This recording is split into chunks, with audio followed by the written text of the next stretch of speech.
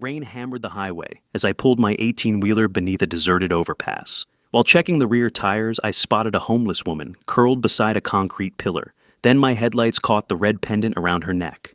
My breath stopped. It looked exactly like the necklace I had given my daughter 2 months before she vanished 18 years ago. "Where did you get that?" I asked. She remained silent. I brought her somewhere safe, but when the doctor examined her shoulder hours later, what appeared beneath her torn shirt sent a chill through my entire body. This story unfolds slowly, but it won't leave you the same. Before we continue, drop a comment and tell me, how are you feeling right now in just one word? Your presence here means something. A quick note.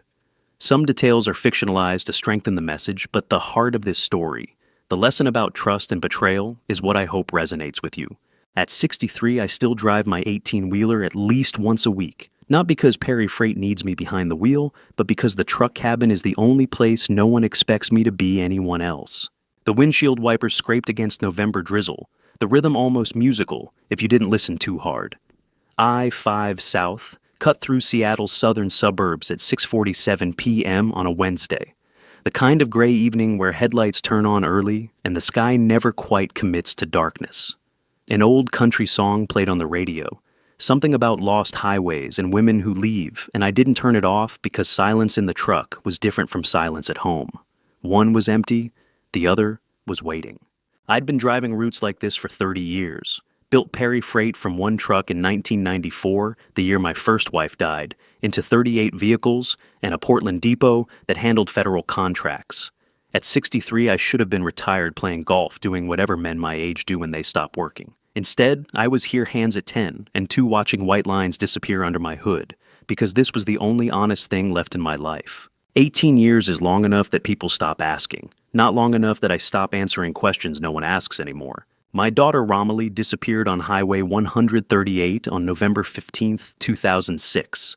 18 years old, driving to Roseburg for a weekend trip, and she never arrived. Douglas County Sheriff found her car in a ravine 3 days later. They found her backpack, her phone, her jacket. They didn't find her. The medical examiner, a woman named Laverne Riddle, who I'd later learn had very specific reasons for her conclusions, declared her dead based on evidence I never fully understood. I signed papers. I buried an empty casket. I married my second wife, Linnea, 14 months later, because grief makes you do things that look like healing, but aren't. That was 18 years ago, the night that broke me in ways I still don't fully name. I thought about turning the radio off. I didn't. The song ended and another began, something about truck stops and regret, and I let it play because at least it was noise that didn't expect anything from me.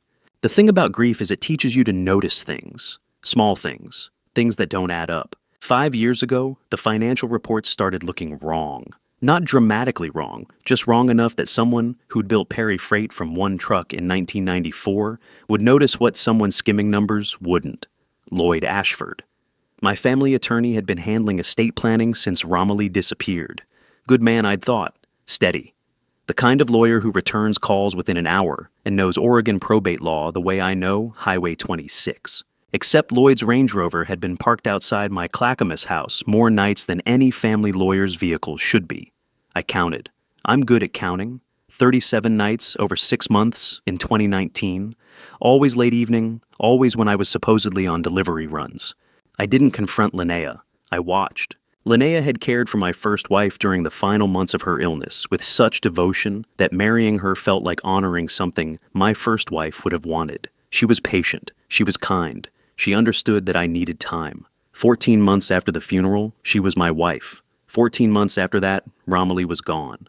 I couldn't remember the last time Linnea's devotion didn't feel like a performance I was supposed to applaud. So, in 2019, without telling her, I established the Perry Legacy Trust. Moved the house and the freight land, the core assets, into an irrevocable trust with paperwork Lloyd never saw. Because I used a Seattle attorney Linnea had never met. If something happened to me, if the numbers kept looking wrong, at least the foundation would be protected. 5 years of watching. 5 years of pretending I didn't notice. 5 years of driving my truck instead of going home, because home had become a place where I counted my wife's lies the way other men count sheep. How long does it take to stop trusting someone who saved you once longer than you'd think, shorter than it should? The I-5 stretched ahead, taillights blurring through rain-streaked glass. My hands knew this route. Portland was 90 minutes south. The house would be dark when I arrived. Linnea would be in the study paperwork spread across the desk, waiting for me to sign something. She was always waiting for me to sign something. Tonight I was driving not just to escape grief, but to avoid going home to people I no longer trusted. The I-90 interchange appeared ahead, green highway sign, reflecting in my headlights. Normally I'd stay on I-5 South straight shot to Portland, no thinking required. My hands knew the route so well, I could drive it sleeping. But something made me look at that exit, something I couldn't name. Not instinct, not reason, something older and quieter than both. My turn signal clicked on before I decided to move it. My foot eased off the gas before my brain registered the choice. The truck began to drift right toward the exit ramp, and I let it. If you've ever driven a route so many times, your hands know it better than your brain. You know what I mean? When I say the truck made the choice before I did. The exit curved down toward the I-90, bridge underpass, dark concrete pillars, abandoned transfer station, the kind of Seattle geography you drive past without seeing. Because it's been invisible so long, it's part of the infrastructure. Sodium lights cast everything orange and hollow. The smell of wet asphalt and diesel fuel filled the cab. When I cracked the window, cold November air, carrying the scent of Puget Sound 3 miles west. I should have kept going. I should have stayed on. I-5 South gone home to Portland, signed whatever papers Linnea had. Waiting on my desk, pretended for another night that I didn't know what I knew. Instead, my foot touched the brake and the truck began to slow. I don't know why I took that exit. I still don't. Later I'd try to call it instinct, but instinct is too clean a word for what it was. More like the truck knew something I didn't, and I was just holding the wheel. The bridge underpass opened ahead like a mouth. Dark. Waiting. And everything that happened next started with that one unexplained exit. I stopped the truck under the I-90 bridge because the rear tire pressure light had been on since Tacoma, and checking tires is what you do when instinct matters more than convenience. The underpass swallowed the headlights' concrete pillars, rising like ribbed sodium lights, casting everything sickly orange. The air smelled like wet asphalt and Seattle November dampness cold water that never quite freezes. I killed the engine and climbed down boots hitting puddled concrete. The rear tire looked fine, probably just a sensor glitch. But I walked the truck's length anyway because that's what you do. Check what can be checked. The headlights caught her when I walked past the cab. Just a shape at first, someone who'd found shelter under the bridge the way people do when winter starts biting. Tattered blanket too, garbage bags hunched against a pillar, in the posture of someone who never quite sleeps even when their eyes are closed. I would have kept walking, would have finished the check climb back in, driven to Portland. Then the light hit her neck. The necklace caught the headlights like a small red fire. Garnet teardrop pendant silver setting with a distinctive engraved border running along the edge. Interlocking crescents deliberate and specific, because I'd wanted something my 18-year-old daughter couldn't lose and pretend she'd misplaced. I'd given it to Romilly on her birthday, September 2006, 2 months before she disappeared. 2 months before, the sheriff called to say they'd found her car in a ravine and her body was presumed dead. There aren't 2 necklaces like that in the world. I'd sat with the Portland jeweler long enough to be certain. I'd specified the engraved border myself, a pattern no one else would commission. By accident, no one else would replicate without the original. And the original had been buried in an empty casket 18 years ago. My legs moved without consulting my brain. I walked toward her, slowly hands visible. She lifted her head, wary, exhausted, watchful. The look of someone who'd learned to calculate threat before full consciousness. I stopped 6 feet away, crouched down, pulled a water bottle from my jacket and set it on the concrete between us. "You okay?" She stared at the water, then at me. Didn't move to take it. Smart. But my eyes went back to the necklace. Red garnet catching light engraved border unmistakable. "At that necklace," I said. My voice came out different than I intended. Not calm, not controlled. "Where did you get it?" She pulled the blanket tighter, hand covering the pendant. Protection reflex. I sat completely on the damp concrete eye to eye, not towering. The cold seeped through my jeans immediately. "I'm not going to take it," I said. "I just need to know where it came from." She studied me. I could see her face clearly now, mid-30s, maybe weathered from years outside. A large scar ran from her left temple down across her cheekbone, old but prominent, the kind that changes the architecture of a face. The scar hadn't been on my daughter's face. I didn't recognize her. Not her eyes, not her jawline, not the way she held herself.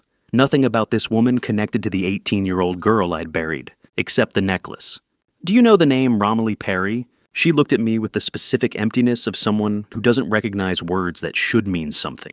No flash of recognition, no fear, just blank watchfulness. How do you explain standing under a bridge in Seattle staring at something that shouldn't exist? You don't. You just stand there until the impossible becomes the only thing that makes sense. Two facts existed simultaneously. This was the necklace I'd commissioned for my daughter. This was not my daughter's face.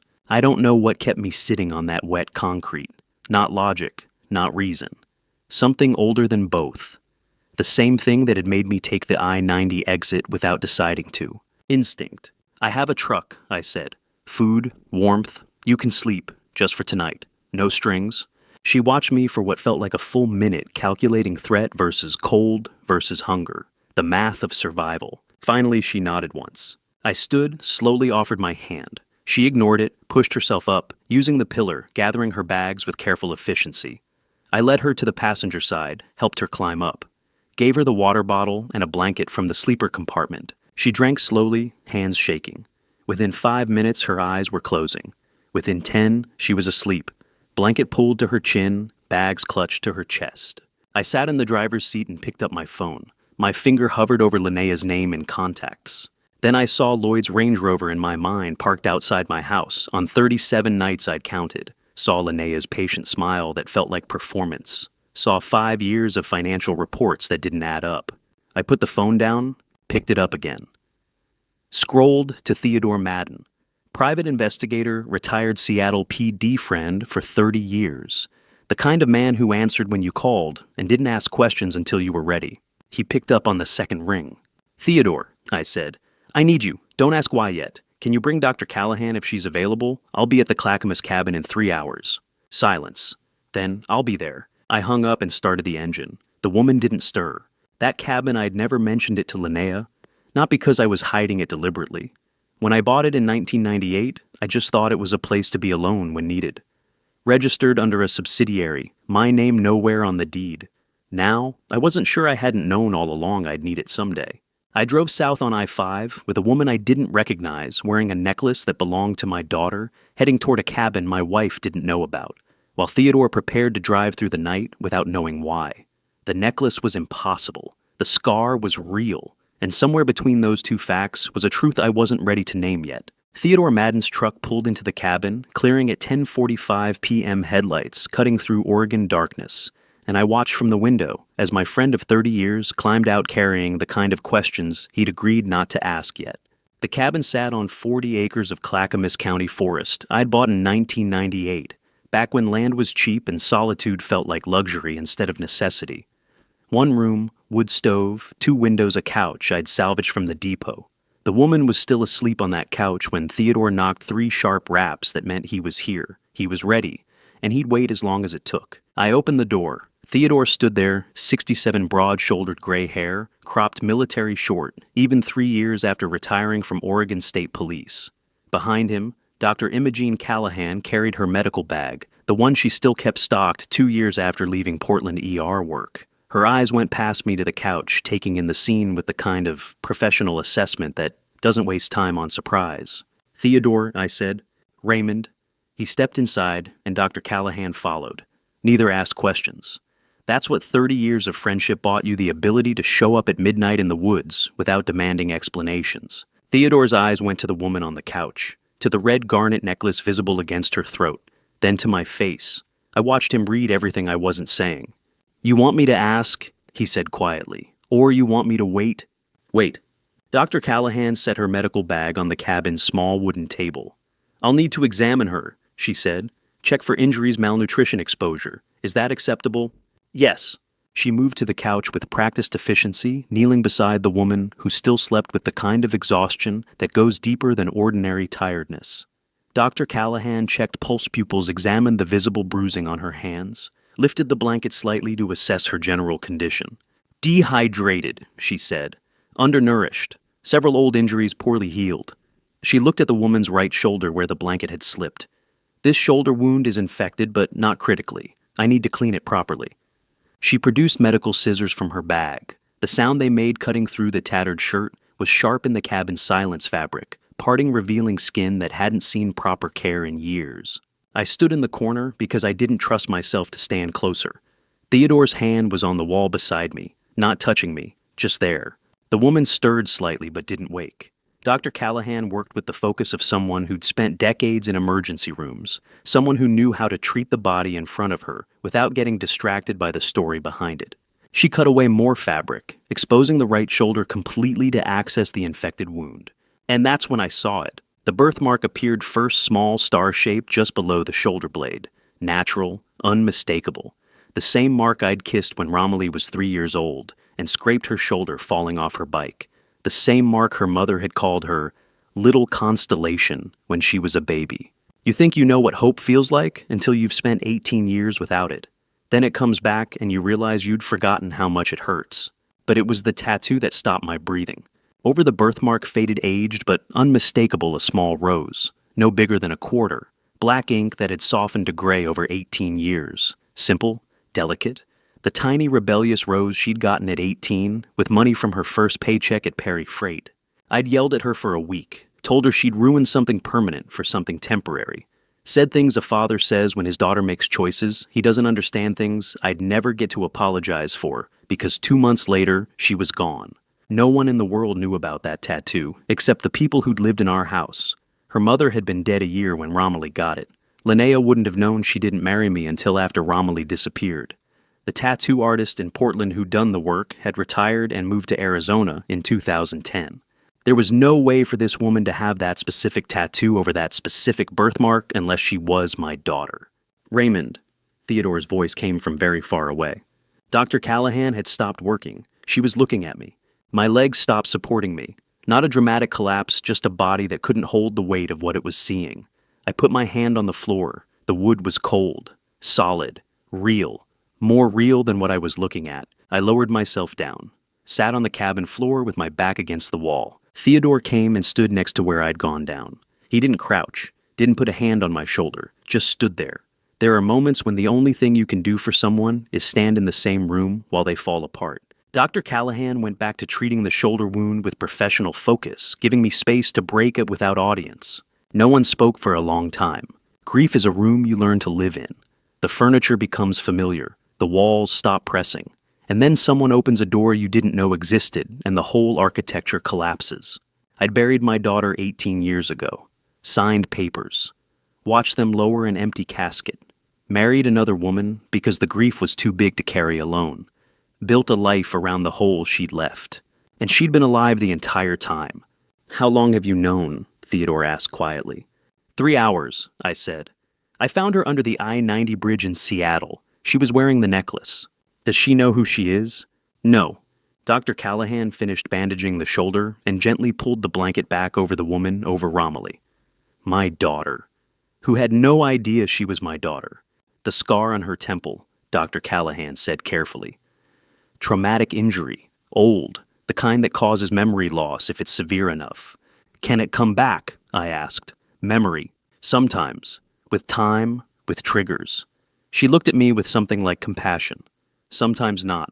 I sat on that cabin floor and looked at the faded rose on my daughter's shoulder, and I understood 2 things. Simultaneously, she was alive and she had no idea who she was. The necklace had been impossible. The tattoo made it undeniable. And somewhere between finding her under that bridge and this moment, I'd stopped being a man who'd lost his daughter and became a man who had to figure out how to bring her back from wherever she'd been for 18 years. I made chicken soup Thursday morning because it was the only thing I could think to do with my hands, and doing nothing would have meant thinking about what the tattoo meant, and I wasn't ready for that conversation with myself yet. The cabin kitchen was small, 2 burners, a dented pot. Theodore had brought with groceries at dawn. I chopped carrots, peeled potatoes, added stock from a can. Let it simmer until the cabin smelled like something other than pine and 18 years of questions. When it was ready, I ladled soup into a bowl and set it on the dining table. Pulled out a chair. Romilly appeared in the bedroom doorway, wearing clothes Dr. Callahan had brought: sweatpants, oversized flannel shirt. Her hair was tangled, a temple scar visible in morning light. I gestured to the chair without speaking. She sat slowly, eyes going to the soup bowl. Steam rose in lazy spirals. Then her hand moved, just the little finger, reached out, dipped into the soup at the bowl's edge, stirred 3 slow circles clockwise, then lifted the spoon. I turned toward the kitchen window before she could see my face. Stood there looking at Oregon pines until I could breathe normally. Her mother had taught her that when she was 5. Little finger first 3 circles to test temperature because a child's little finger is more sensitive to heat than the index finger. Keeps you from burning your mouth on soup you're too hungry to wait for. I'd watched my first wife teach Romilly that exact motion in 1993. Watched her repeat it for 13 years until she disappeared. Romilly didn't remember her mother, didn't remember being 5, didn't remember the lesson, but her little finger remembered. Dr. Callahan had explained it the night before. Autobiographical memory can be lost completely from trauma, names, faces, personal history gone, but procedural memory works differently, different brain structures. The body holds what the mind can't. I hadn't fully understood the science, but I understood my daughter's little finger, and I started wondering how many other things were buried in her body waiting to be called out. She finished the soup without looking at me. When she was done, she walked back to the bedroom like she'd always known where it was. It doesn't feel like regular hope. It feels like watching a ghost become solid one movement at a time. Friday came and went, quiet, watchful. More soup, same little finger ritual. I didn't mention it, just watched and wrote notes in the small notebook I'd carried for 5 years. Saturday afternoon, I drove to Clackamas Grocery and bought supplies, toiletries, clean towels, fabric softener because the towels smelled musty. I grabbed the cheap lavender brand without thinking the same one Linnea used, because she said expensive ones gave her headaches. Habit shopping. Back at the cabin, I washed the towels in the ancient rattling machine, hung them on the porch railing. The lavender scent drifted through the open bedroom window, where Romilly sat looking at the forest. When the scent hit, she went rigid. Not gradually, like someone had cut a wire. I was folding clothes when I heard her breathing change. Walked to the bedroom doorway. She sat on the bed edge, hands clutching her head. "And this scent," she said. First word since I'd found her. Voice rough from days of silence. I waited. Her eyes weren't focused on the cabin. They were somewhere else. Sometime else. "The woman in white," she said slowly. She put this on her hands before she went into Mom's room. I saw it through the crack in the door. My heart stopped. Mom didn't want her in there, but she came in anyway. Romilly's voice was flat, detached. She smoothed the sheets, touched Mom's arm. The lavender was on her hands. I could smell it from the hallway. The fragment ended abruptly. Romilly blinked, looked around the bedroom like she'd just woken. Didn't seem to remember what she'd said. I took the notebook from my jacket pocket, wrote down every word. Woman in white, lavender on hands, mother's room, crack in door. Mom didn't want her there. Linnea had used lavender fabric softener for 14 years. I'd never asked why. I stood on the cabin porch while Romilly slept and called Theodore. "I need you to find someone," I said. "A nurse who worked with Linnea at the Portland Clinic 18 years ago. Someone who might remember unusual prescription requests." "What am I looking for?" Theodore asked. "A digoxin," I said. "Heart medication. The kind that kills you if the dosage is wrong." Silence. Then, "How do you know?" "I don't," I said. "But my daughter saw something through a door crack 18 years ago.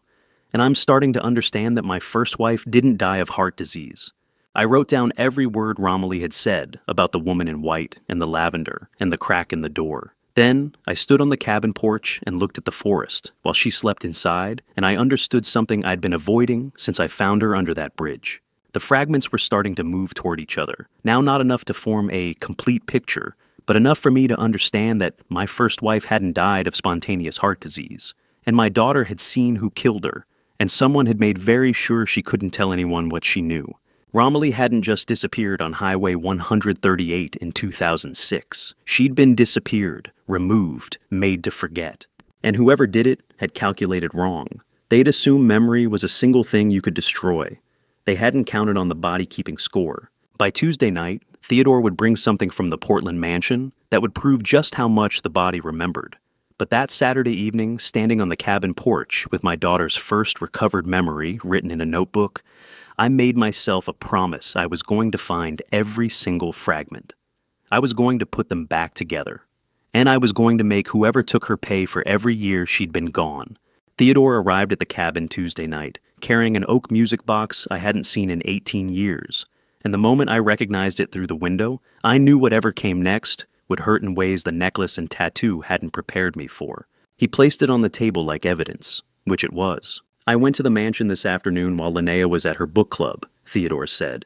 "This was the only thing I took. She won't notice it's gone. It's been in the back of her closet for years." The box sat in the firelight, walnut wood, polished soft brass hinges tarnished. My first wife had kept it on her bedroom dresser, jewelry, private things. Romilly sat on the couch watching it with focused stillness. I lifted the lid slowly.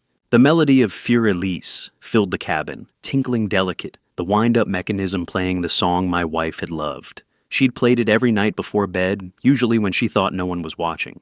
Romilly's eyes were half closed, listening. Then her hand moved. Not consciously, just moved. Her fingers found the edge where red velvet lining met wood. Her fingernail pressed a specific point, not searching, just knowing exactly where. The compartment clicked open beneath the false bottom. Automatic. Her hands remembered what her mind had forgotten, the secret place where her mother hid important things. Theodore leaned forward. I held my breath. The hidden space opened. Empty. Romilly stared into it like she was seeing something we couldn't. The music box continued playing. The letter was here, she said quietly. Mom put it here before she couldn't anymore. I waited. She told me to read it. She was in the hospital bed, so weak. She grabbed my hand and said, "You must read this. Be careful with that woman." Theodore and I exchanged a glance. There's a specific kind of cruelty in watching someone's hands remember opening a box that once held their mother's warning, a warning that got them killed because they followed it. The letter said Linnea was requesting the wrong medications, Romilly continued. Said she was doing things that didn't make sense. Mom was scared. She wrote it all down because she knew something was wrong. What did the letter tell you to do? I asked. It said if anything happened to her, I should go to Lloyd Ashford. He was her friend. They went to law school together. She said he was the only one who'd believe me, the only one I could trust. I watched my daughter remember being 18 and terrified, and following instructions that got her killed. So I went to his office, Romilly said. With the letter, 2 days after the funeral. I was scared, but I thought Mom told me to trust him. What happened? Theodore asked. Lloyd read the letter, took his time. Then he looked up and nodded. Very serious. He said, "I'll take care of this. Your mother was right to trust me." The music box wound down Fur Elise, slowing to a stop. Then he picked up the phone, Romilly said. Made a call right there. I sat in the chair across from his desk and listened. I thought lawyers did that, called people, fixed things.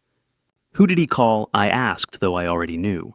He was calling her, Romilly said. He was calling Linnea while I sat there holding the letter that proved she killed my mother. And I just sat there. The cabin went silent except for the fire. He didn't leave the room, Romilly continued. Didn't lower his voice. He said, "We have a situation. The daughter has documentation." Then he listened. Then he said, "I'll handle it. Give me 72 hours. How do you explain to your 18-year-old self that the person your dying mother told you to trust was the one who would try to kill you?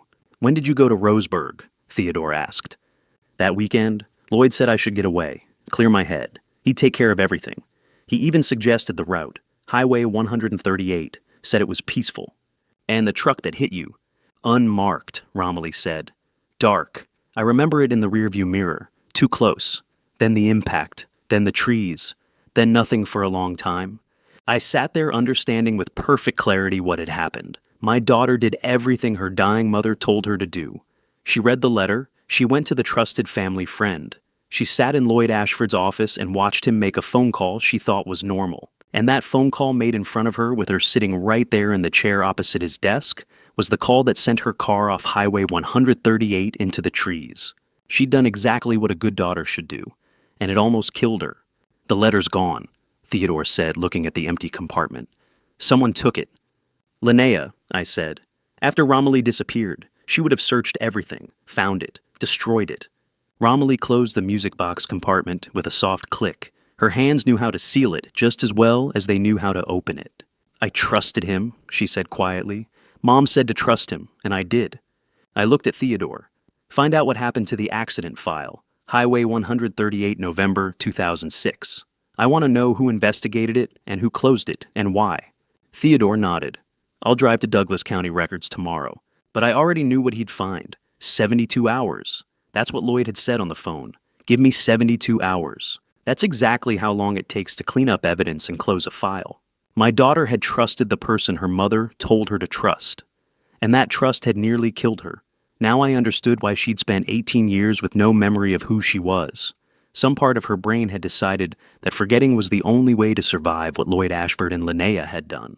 But the body keeps score, and now the memories were coming back. And when they were all back, I was going to make sure Lloyd and Linnea paid for every single year my daughter spent lost. Theodore made coffee. Wednesday morning, the way former cops make coffee strong enough to strip paint. And when he handed me the cup on the cabin porch, I could tell from his face that whatever he'd kept quiet for 18 years was about to stop being quiet. Oregon fog moved through the pine trees like smoke. 7:30 a.m. Romilly was still asleep inside. Theodore and I stood on the porch watching November gray settle into the valley. "I need to tell you something," Theodore said. "Something I should have told you 18 years ago." I sipped the coffee, waited. I never believed it was suicide, Ray. Not from the first morning I drove out to that cliff on Highway 138. The coffee burned going down. The angle was wrong, Theodore continued. Car went over at 47 miles per hour based on impact trajectory. You don't kill yourself at 47, you either floor it or you're forced off by something else. I set the coffee cup on the porch railing very carefully. There were skid marks from a second vehicle, Theodore said. Fresh, parallel to Romilly's car for about 30 feet, then veering away right before the cliff edge. I photographed them, put them in my initial report. What happened to the report? My voice came out flat. Sheriff Harlan Riddle closed the file 72 hours later, marked it suicide due to depression, never explained the skid marks, never followed up on the second vehicle, never requested forensic analysis. I looked at Theodore. 30 years of friendship, 30 years of trust. Why didn't you tell me? Because I tried, Theodore said quietly. I reported the discrepancies to state police. Got told to focus on my regular caseload. Someone made calls. Someone with enough reach that when a state trooper tells you to drop it, it doesn't feel like a suggestion. It feels like a threat. He took a long drink of his own coffee. A standard investigation takes 2 weeks minimum, scene reconstruction, witness interviews, forensic analysis. This one closed in 3 days. It wasn't rushed. It was buried. I stood there absorbing what he was telling me. My daughter hadn't driven off a cliff in grief. She'd been run off. And someone with authority had made sure no one investigated it properly. I've carried this 18 years, Theodore said. Every time I saw you at a diner or that memorial service, I thought about those skid marks. I thought about the phone call I got from state police telling me to let it go, and I waited. Waited for what? For proof strong enough that they couldn't bury it again. There's a particular weight to learning that someone you trusted for 30 years has been carrying evidence of your daughter's murder in silence, not because they didn't care, but because they were waiting for the right moment when the truth couldn't be buried again. The music box gave us that, Theodore said. Romilly's memory of Lloyd making the call, the 72-hour timeline matching Riddle's file closure. Now we have motive, method, and timeline. Now we can move. What's the move? I'm driving to Roseburg tomorrow, Theodore said. Douglas County records. The accident file still exists. They can't destroy county records without audit trails. I want to see what's left and what's missing. I'll come with you. No, Theodore's voice was firm. You stay with Romilly. Some investigations work better when one person goes alone. Less attention, less questions. Thursday morning, Theodore left at 6 a.m. I made coffee and watched Oregon fog settle through the pines and thought about skid marks photographed 18 years ago that someone had wanted erased. Theodore called at 11:30. His voice had the specific flatness of someone looking at proof of something they already knew. I'm at Douglas County Records, he said. Looking at the file now. And it's thinner than it should be. I waited. Its standard accident file runs 12 to 15 pages minimum. Theodore continued. This one's got 9. 2 pages missing from the sequence page 7 and page 11. Crash scene, detailed report, and skid mark forensic analysis. Missing how? Not lost, removed. Both pages have notation stamps. Removed for supervisory review. H. Riddle with handwritten signature. No return date. I closed my eyes. There's more, Theodore said. The document tracking number on the folder covers someone tried to erase it, used white correction fluid. Did a decent job, but you can see the edges if you know what to look for. Would show up clear under UV light. Why erase the tracking number? Makes it harder to cross-reference, harder to prove pages were removed. Someone who knew record systems did this, not amateur hour. Someone had been in a hurry, someone who needed the file cleaned before anyone asked the right questions. I'm photographing everything, Theodore said. The thin folder, the removal notations, the correction fluid traces. There's even a partial fingerprint on the folder edge, might be, Riddle's might be, whoever handled it after him. Gerald Stratton, the archives clerk, didn't question you. Told him I was researching accident reconstruction methods for a Portland Police Academy lecture. He brought the file without blinking. 30 years in records management teaches you not to ask why retired detectives need old files. What else is in there? What they wanted to leave, Theodore said. Initial responding officer report, generic, no details. Medical examiner, preliminary, consistent with vehicular accident. Riddle's closure memo, suicide due to depression, no suspicious circumstances. Everything sanitized, everything that mattered surgically removed. I stood on the cabin porch holding the phone and understood something with perfect clarity. The accident hadn't been investigated. It had been managed. Someone knew exactly which pages to remove crash scene details and skid mark forensics, the only two pieces of evidence that would prove Romilly was run off the road by a second vehicle. The question wasn't whether Sheriff Harlan Riddle had covered it up. The question was who had enough reach to make a county sheriff destroy evidence and get away with it for 18 years. Come back, I said to Theodore. We need to figure out who Riddle was protecting. Laverne Price, the cardiac care nurse. No relation to the medical examiner, opened her door in Lake Oswego on Friday afternoon and looked at Theodore for exactly 3 seconds before saying, I wondered when someone would finally come asking about her. And I knew from Theodore's phone call later that she'd been waiting 18 years to tell someone what she knew. Theodore had driven to Lake Oswego Friday morning with Linnea's photo in his jacket. He'd found Laverne through retired nurse registry, 2 phone calls, 1 helpful records clerk.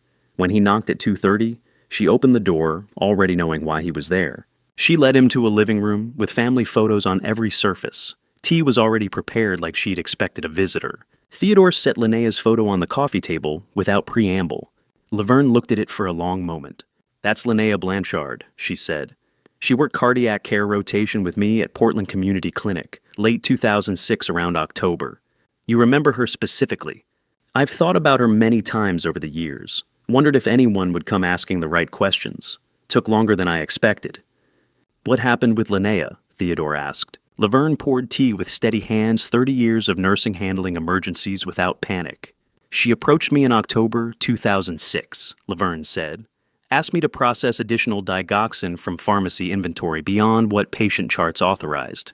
0.5 milligram tablets. Enough that I knew immediately it wasn't for standard cardiac maintenance. How much? 90 tablets. Digoxin is digitalis from Foxglove. Therapeutic dose is 0.25 milligrams daily. 0.5 for severe cases. But 90 tablets. Laverne shook her head. That's not therapy. What did you do?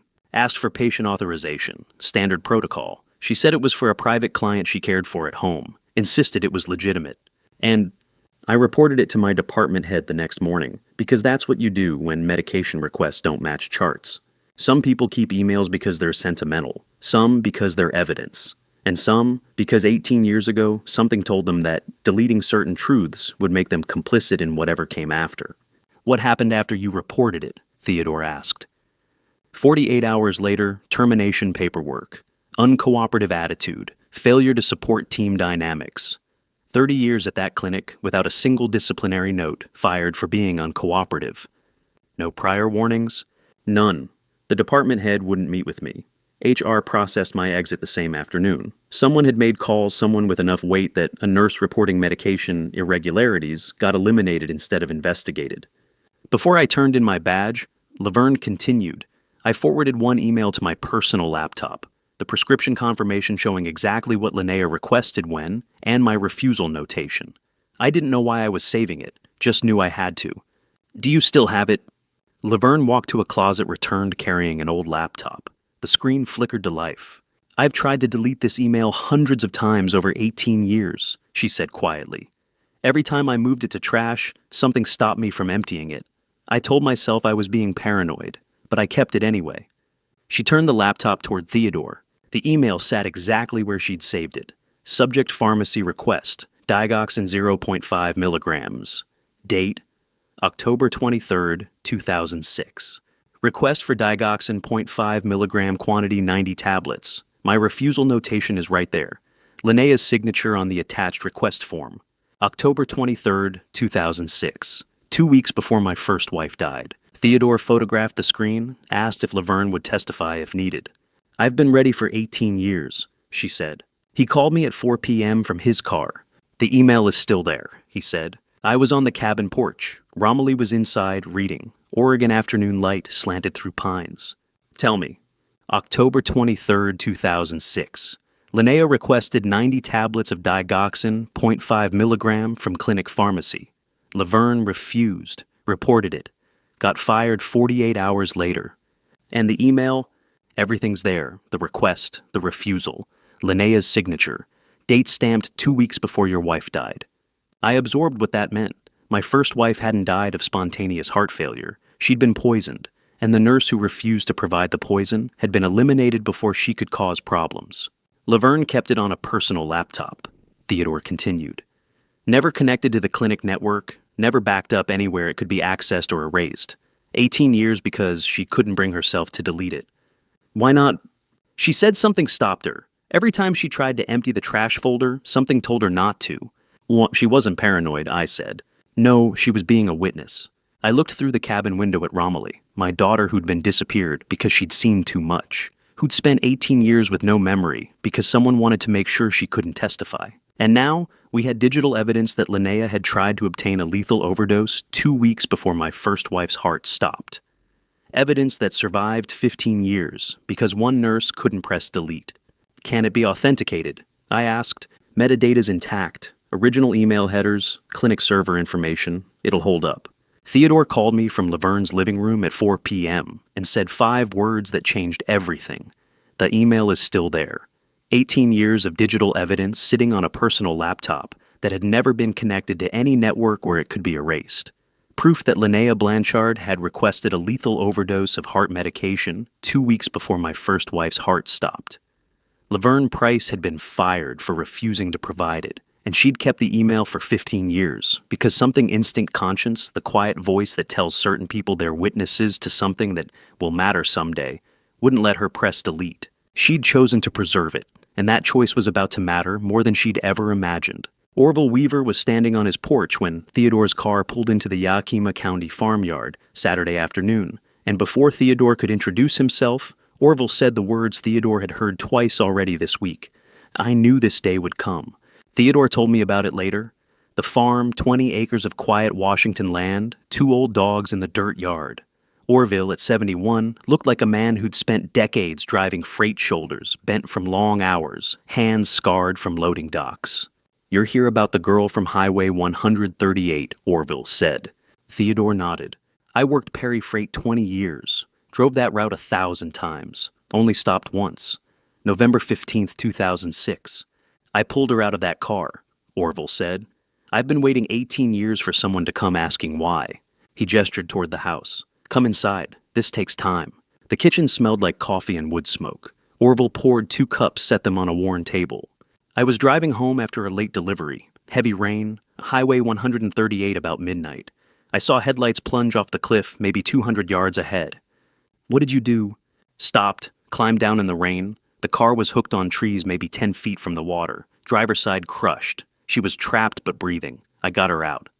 Then what? I didn't call 911. Not because I'm a coward, because I'd driven freight long enough to know when something's arranged. This felt arranged. How? The angle, the speed, the fact that her car was alone on the road at midnight in a rainstorm, and paint transfer on her rear bumper. Fresh. Someone had hit her from behind.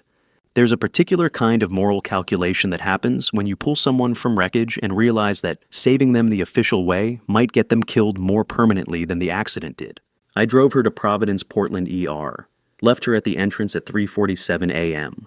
Watched the night nurse take her inside. Then I left.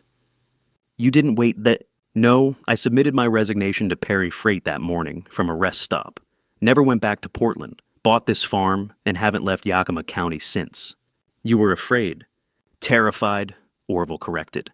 I'd worked for Raymond Perry long enough to know he was a good man, but I also knew his wife and lawyer had access to everything. That girl in my truck was supposed to be dead. Calling the police might have finished what the crash started. Theodore called me at 8 p.m. from his car, told me everything. I stood on the cabin porch listening. He saved her life, I said, and spent 18 years wondering if he'd done the right thing. I hung up and went inside. Romilly was in the bedroom door half open, sitting on the bed looking out the window. Then I heard her voice, certain.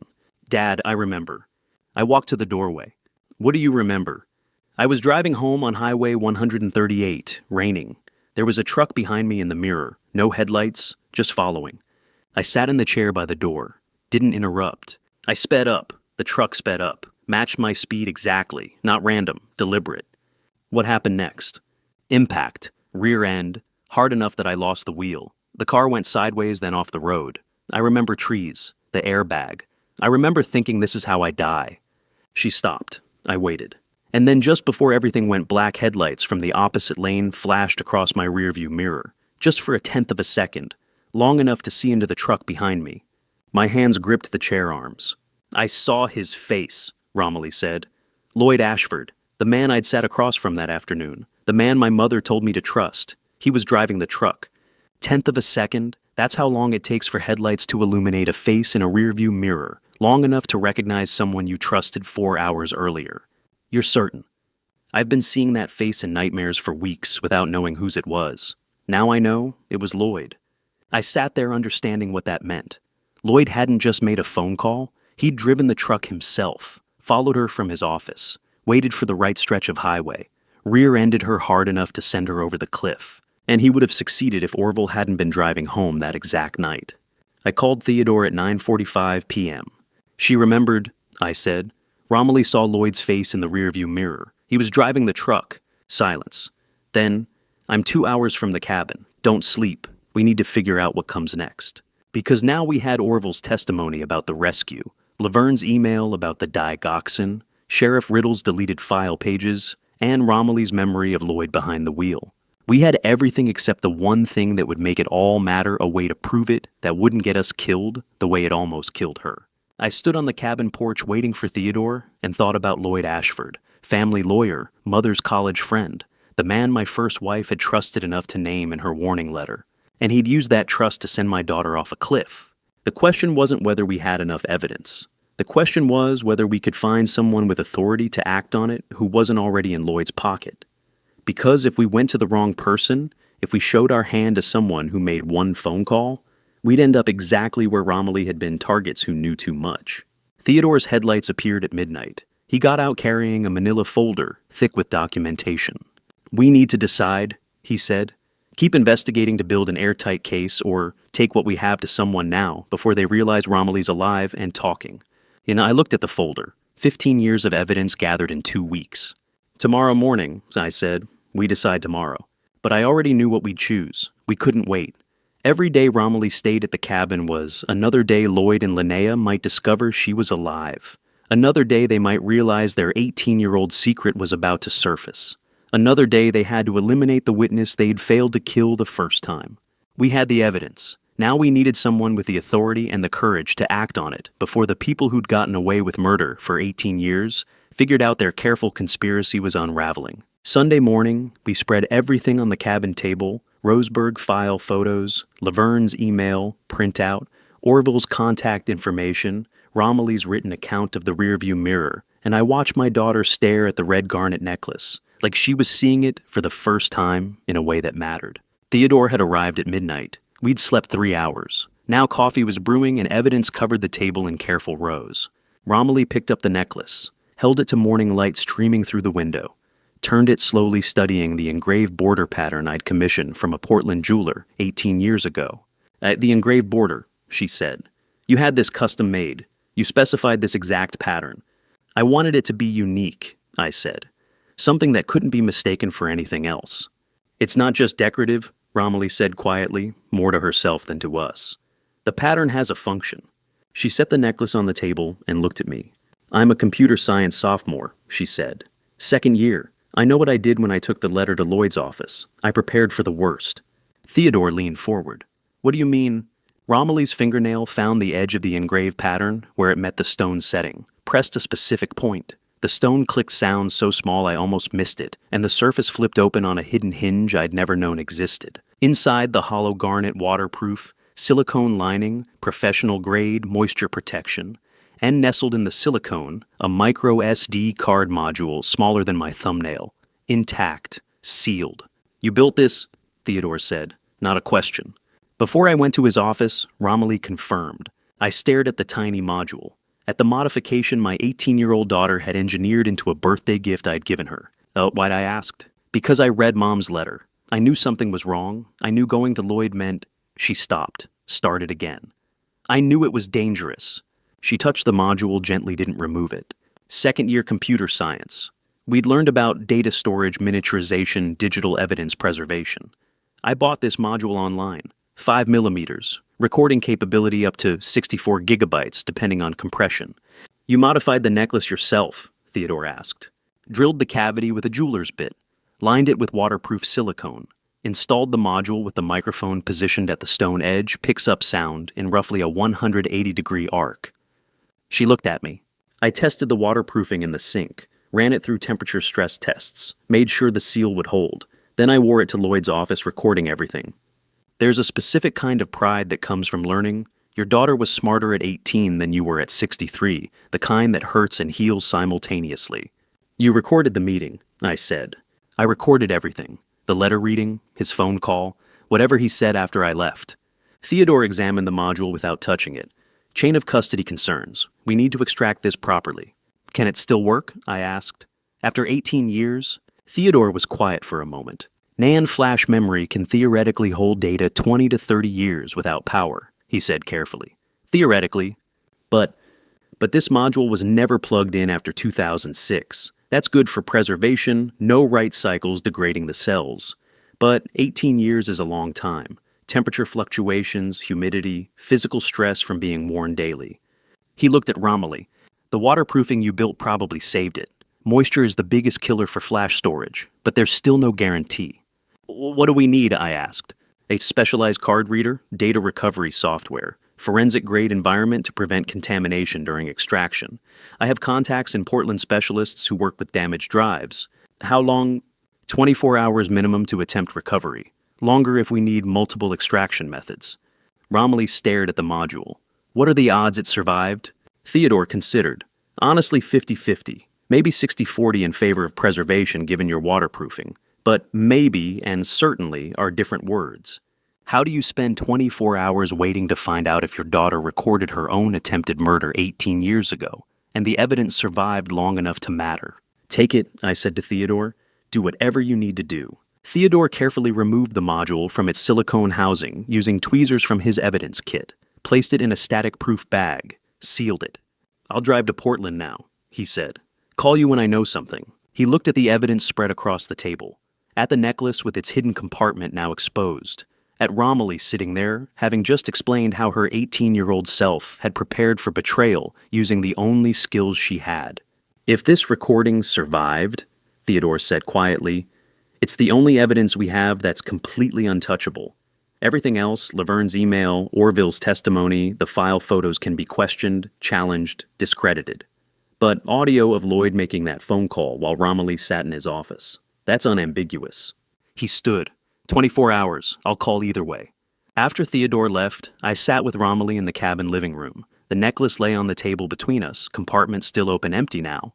You knew, I said. At 18 you knew they might try to kill you. I knew something was wrong, Romilly said. Mom's letter was terrified. I'd never seen her handwriting shake like that. So I prepared the only way I could think of, make sure if something happened, there'd be proof. The SD module. The recording. Everything Lloyd said, everything I heard him say on that phone call. She looked at me. I just didn't expect to forget I'd done it. I thought about 18-year-old Romilly modifying a birthday necklace into evidence recorder, about her sitting in Lloyd's office knowing it was dangerous, knowing she was documenting her own potential murder, doing it anyway, because her dying mother had told her to trust him, and about how 18 years later, that same necklace had led me to her under a Seattle bridge, how the evidence she'd prepared had waited all this time to matter. If the data survived, if Theodore could extract it, if 18 years of entropy hadn't degraded the recording beyond recovery, 24 hours between maybe and certainty, between brilliant preparation and successful outcome, between justice and just another piece of hardware that couldn't deliver what we needed. Theodore returned to the cabin Monday evening at 6 p.m., carrying a laptop and the expression of someone who'd spent 6 hours watching data emerge from what should have been digital silence. And before he said anything, I knew from his face that Romilly's 18-year-old engineering had worked. He set the laptop on the cabin dining table, sat without ceremony. 94% intact, he said. The specialist spent 6 hours using forensic-grade software. Some audio degradation from 18 years unpowered, but speech is fully intelligible. How long? I asked. 47 minutes. Romilly sat at the head of the table. Theodore and I flanked her. Theodore turned off all the cabin lights, just the three of us, and the laptop screen glowing in the darkness. Quality is rough, Theodore warned. Homemade equipment, background noise, but every word is clear. He looked at both of us. Are you ready? I wasn't. I nodded anyway. Theodore pressed play. The audio began with ambient sound. November rain on window glass, office chair, creaking distant traffic noise filtering through what I knew was Lloyd's U.S. Bancorp Tower office on the 47th floor. Then a voice I hadn't heard in 18 years. Not the woman sitting at this table. Not the voice that had said, "Dad, I remember," 3 days ago. 18-year-old Romilly, young, slightly trembling, but trying to sound adult. My mother wrote a letter before she died. She said I needed to show someone. She said you were the only person who would believe me. Lloyd's voice came through the speaker. Professional, measured. The voice of a family attorney who'd known my first wife in law school, who'd been at our wedding, who'd held infant Romilly at her christening. I see. And your mother specifically mentioned these medication discrepancies. Yes. She said Linnea was requesting things that didn't make sense. She was scared. She wrote it all down because she thought young Romilly's voice caught. She thought something was going to happen to her. Sound of papers rustling, Lloyd reading the letter. This is serious, Lloyd said. Your mother was right to trust me with this. I'm glad you came to me. What do I do? Let me handle it. I'll make some calls. We'll get this investigated properly. There's a specific kind of pain in hearing your child trust someone who's about to try to kill her. The recording continued, young Romilly thanking Lloyd, Lloyd reassuring her. Then the sound that changed everything. Phone dialing, old landline, each digit distinct through the speaker.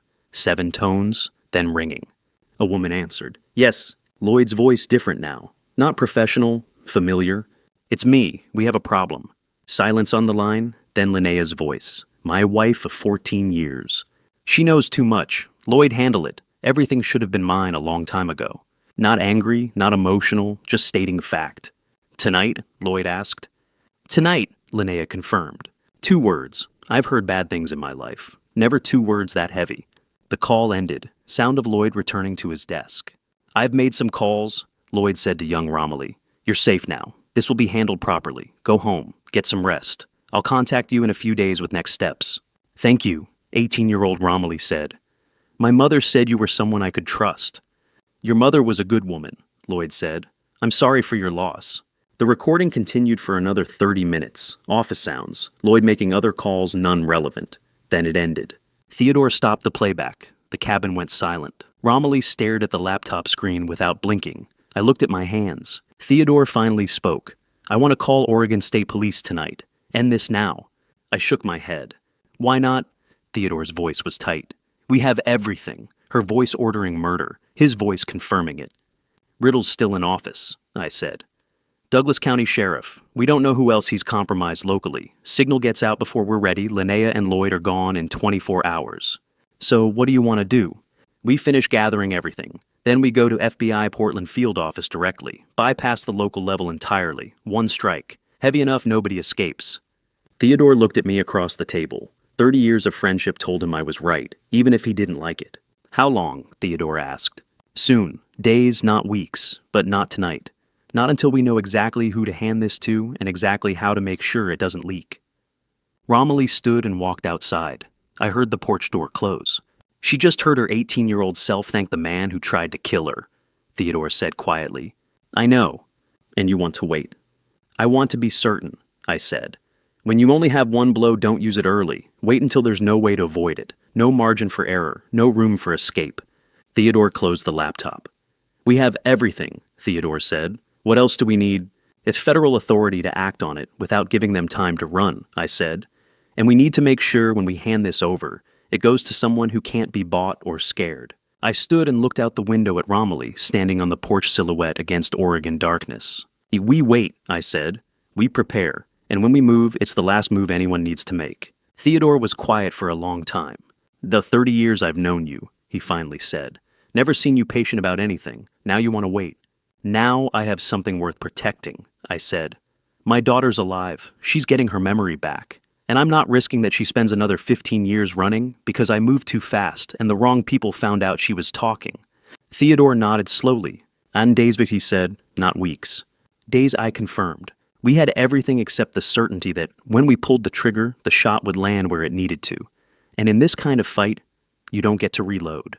I drove back to the Portland mansion Tuesday morning, wearing the same melancholic expression Linnea had watched for 18 years. And the hardest part wasn't pretending to be broken. It was remembering that for 14 of those years, the brokenness had been real. The garage door opener still worked. I pulled the truck beside Linnea's Lexus and sat for a moment before the performance began. The house smelled like cinnamon, scented candles burning in the living room, the kind Linnea lit when she wanted the space to feel warm. She came down the stairs wearing concern that looked genuine after 14 years of practice. "Ray, you look exhausted. These long runs are too much for you.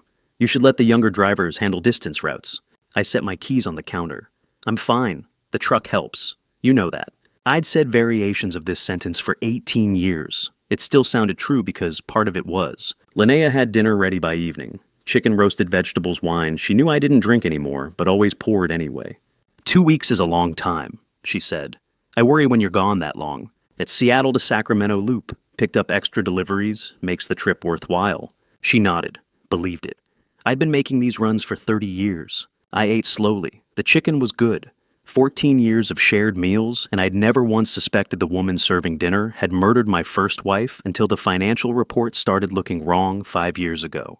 That's the thing about long cons. They look like love until you know what you're looking at. After dinner, she poured coffee and sat across from me, with the expression she used when she'd been thinking about something practical. "I've been thinking with all your travel we should have property management authorization in place, just as precaution. Lloyd prepared the paperwork. Ensures smooth business continuity if something unexpected happens." I looked at her. She held my gaze steady, earnest. "That makes sense," I said slowly. "I'll read through it carefully. Sign it end of week." Her smile flickered, quick, subtle, satisfied. "No rush," she said. "Just when you have time." I nodded, voice tired, compliant. The voice of someone who'd stopped caring about details years ago. She stood and cleared the plates, humming something soft. I watched her and thought, "You don't know Perry Freight, L. LC has 3 used trucks and $40,000. Everything else left 5 years ago. You're chasing a shell with my name on it and nothing inside. Acting grief is different from feeling it. One exhausts you from the performance, the other just exhausts you. After 18 years, I'd learned to tell the difference. The first kind you can stop when nobody's watching. The second kind follows you into empty rooms and doesn't care whether anyone sees. I'd stopped performing 5 years ago, when Theodore first said Romilly's accident file looked edited, started preparing instead. Wednesday morning, Theodore drove to downtown Portland 12th floor Pioneer Place office tower. Leland Finch, 55, had practiced estate law for 30 years and carried the specific discretion that comes from knowing when not to ask questions. In 2019, he'd helped me establish the Perry Legacy Trust, without asking why I didn't want Linnea's name anywhere near it. Theodore told me about it later that evening. Leland had the door open before Theodore knocked. "Raymond called ahead," Leland said. "Said you'd be coming. Said I should show you the 2019 trust without making you explain why it matters." He pulled a file from the locked cabinet. Thick, legal-weight paper. I helped him establish this 5 years ago. He told me he wanted Romilly protected. Didn't say from whom. I didn't ask. Leland spread the documents across the conference table. December light coming through floor-to-ceiling windows, winter gray and cold. "Perry Legacy Trust," Leland said. "Established September 2019 under Oregon Revised Statutes 130.220. Irrevocable structure cannot be modified or dissolved without beneficiary consent." Theodore leaned over the papers. Primary beneficiary Romilly Perry identified by date of birth and social security number. Linnea Blanchard does not appear in any capacity, not as trustee, not as contingent beneficiary, not as agent. Nowhere. "What's in the trust?" Theodore asked. Leland turned pages. "Everything that matters. Portland Depot property, 4.2 acres, valued $8 million. Federal contracts, USPS, and Army Corps of Engineers worth $6 million annually. Proprietary dispatch software Raymond developed, valued $4 million. Entire truck fleet ownership transferred to trust leased back to Perry Freight LLC for operations. And what's left in the company? Corporate shell, 3 depreciated vehicles, $40,000 in the operating account. The name and not much else. Theodore was quiet. Outside the window, Christmas shoppers moved through Pioneer Square bundled against Portland rain. September 2019, 3 months after the financial reports first looked wrong, 5 years before Linnea thought she'd won. Under Oregon law, Leland continued, pre-dispute irrevocable trust assets cannot be claimed by a spouse in any proceeding. Divorce, probate, civil judgment doesn't matter.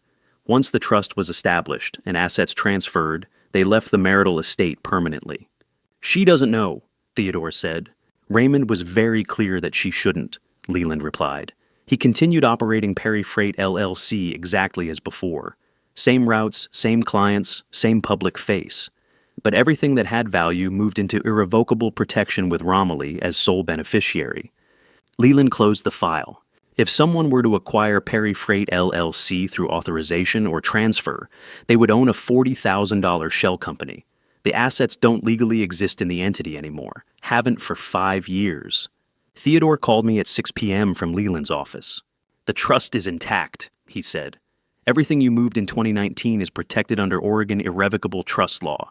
Romilly is sole beneficiary. Linnea's name doesn't appear anywhere in the documentation. I was sitting in my home office when he called. Downstairs, Linnea hummed in the kitchen, preparing dinner, believing she was days away from finally claiming everything she'd murdered for. She thought she was patient. 14 years of devotion and manipulation. 18 years of watching me grieve. She didn't know the fortune she was working so hard to steal had stopped existing in Perry Freight LLC the same year I started suspecting her. Good, I said quietly. Now we know what she thinks she's winning. I learned what Lloyd Ashford did Wednesday evening from forensic accountant testimony, and Lloyd's own laptop metadata seized by FBI in January 2025. Every detail confirmed under oath. Every timestamp verified. What follows is reconstruction from evidence, but it's accurate. Lloyd sat alone in his U.S. Bancorp Tower office Wednesday night at 8:43 p.m., 47th floor, city lights spreading below floor-to-ceiling windows, like a grid he'd learned to navigate without conscience.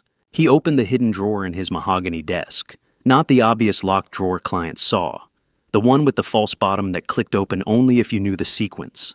Leather portfolio smell rose as he pulled documents free. Delaware LLC formation papers. Corporate name, Ashford Capital Management Services. Establishment date, December 2021. 3 years ago, 6 months after Linnea first confided her plan to seize my assets. Lloyd spread the papers across his desk and opened his laptop. Blue glow lit his face as he pulled up an encrypted Excel file I'd later see projected in federal court on a screen 20 feet wide.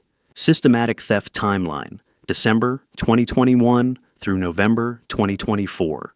36 months of entries, each row a transaction, each transaction a lie told to Linnea about joint offshore holdings that didn't exist the way she thought they did. Total diverted $8.7 million. Method was elegant. Forged dual signature requirements on accounts Linnea believed were Cayman trusts. Fake account statements Lloyd printed himself on stolen bank letterhead. Routing numbers that led to his Delaware LLC instead of Caribbean islands. Linnea thought she was stealing from me with Lloyd's help. Lloyd was stealing from her while she stole from me. A parasite on a parasite. The irony still stuns me. While I was mourning a daughter, I thought dead two people were fighting over my life's work like vultures, and the smaller vulture was winning. Lloyd's phone buzzed on the glass desk. Text message. 6:14 p.m. from Linnea. Meeting ran late. Home by 10. He set the phone down.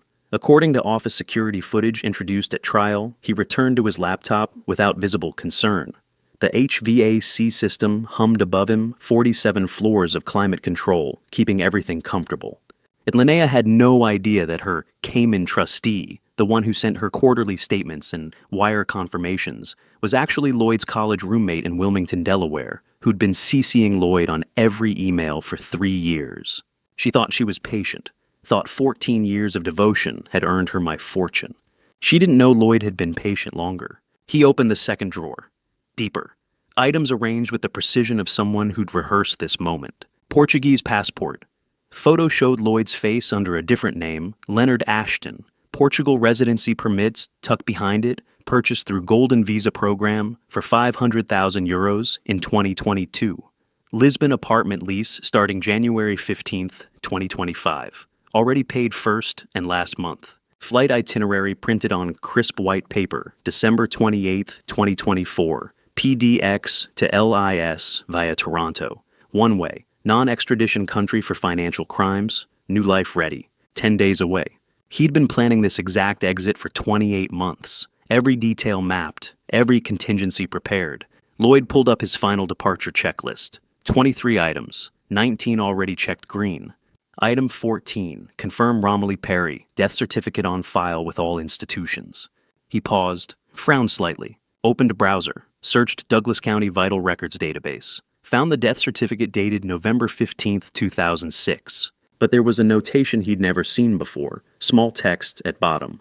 Amended January 2007, clerical error, original filing pending verification. His breathing pattern changed. Mouse hovered over the notation.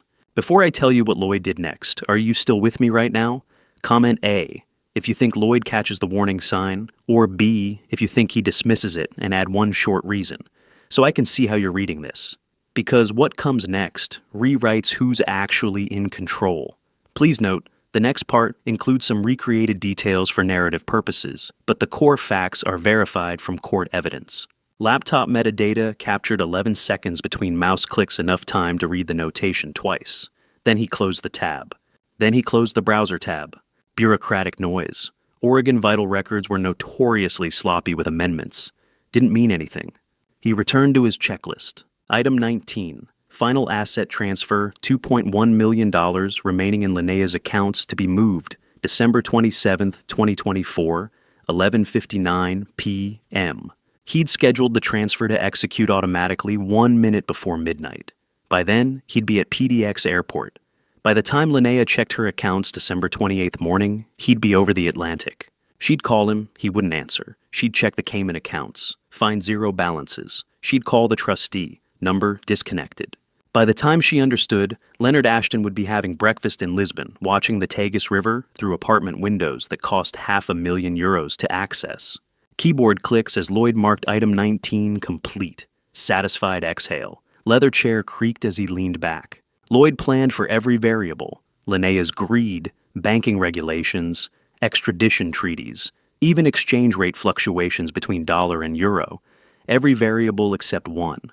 He closed the laptop, locked both drawers with the careful precision of someone who believed in systems, straightened his tie in the darkened window reflection. Behind him, Portland's skyline glittered, city he'd never see again after December 28th. He was proud of his execution. 3 years, 0 mistakes, perfect planning. Distant car horns 47 floors below. Office lights clicked off automatically as he gathered his coat. Lloyd walked to the elevator, pressed the button. As doors slid open, his phone buzzed. Spam email, subject line, discover your ancestry genealogy, DNA matching services. He deleted it without reading, stepped into the elevator. Doors closed. 47 floors below, in the FedEx Dropbox outside the U.S. Bancorp Tower lobby, an envelope addressed to FBI Portland Field Office sat in tonight's final pickup. Inside USB drive containing every document from my truck sleeper, safe plus audio recording from Romilly's necklace, plus Laverne's digoxin email, plus edited accident file pages. And one item Lloyd didn't know existed. Hair sample from Romilly's childhood bedroom, collected from her hairbrush I'd kept in a sealed bag for 15 years because I couldn't throw away the last physical piece of my daughter. What Lloyd didn't know, what he couldn't have known because he'd never asked the right questions, was that in September 2006, Romilly had mailed a sealed envelope to a Portland attorney she found in the phone book, someone she'd never met. Someone with no connection to Lloyd or Linnea.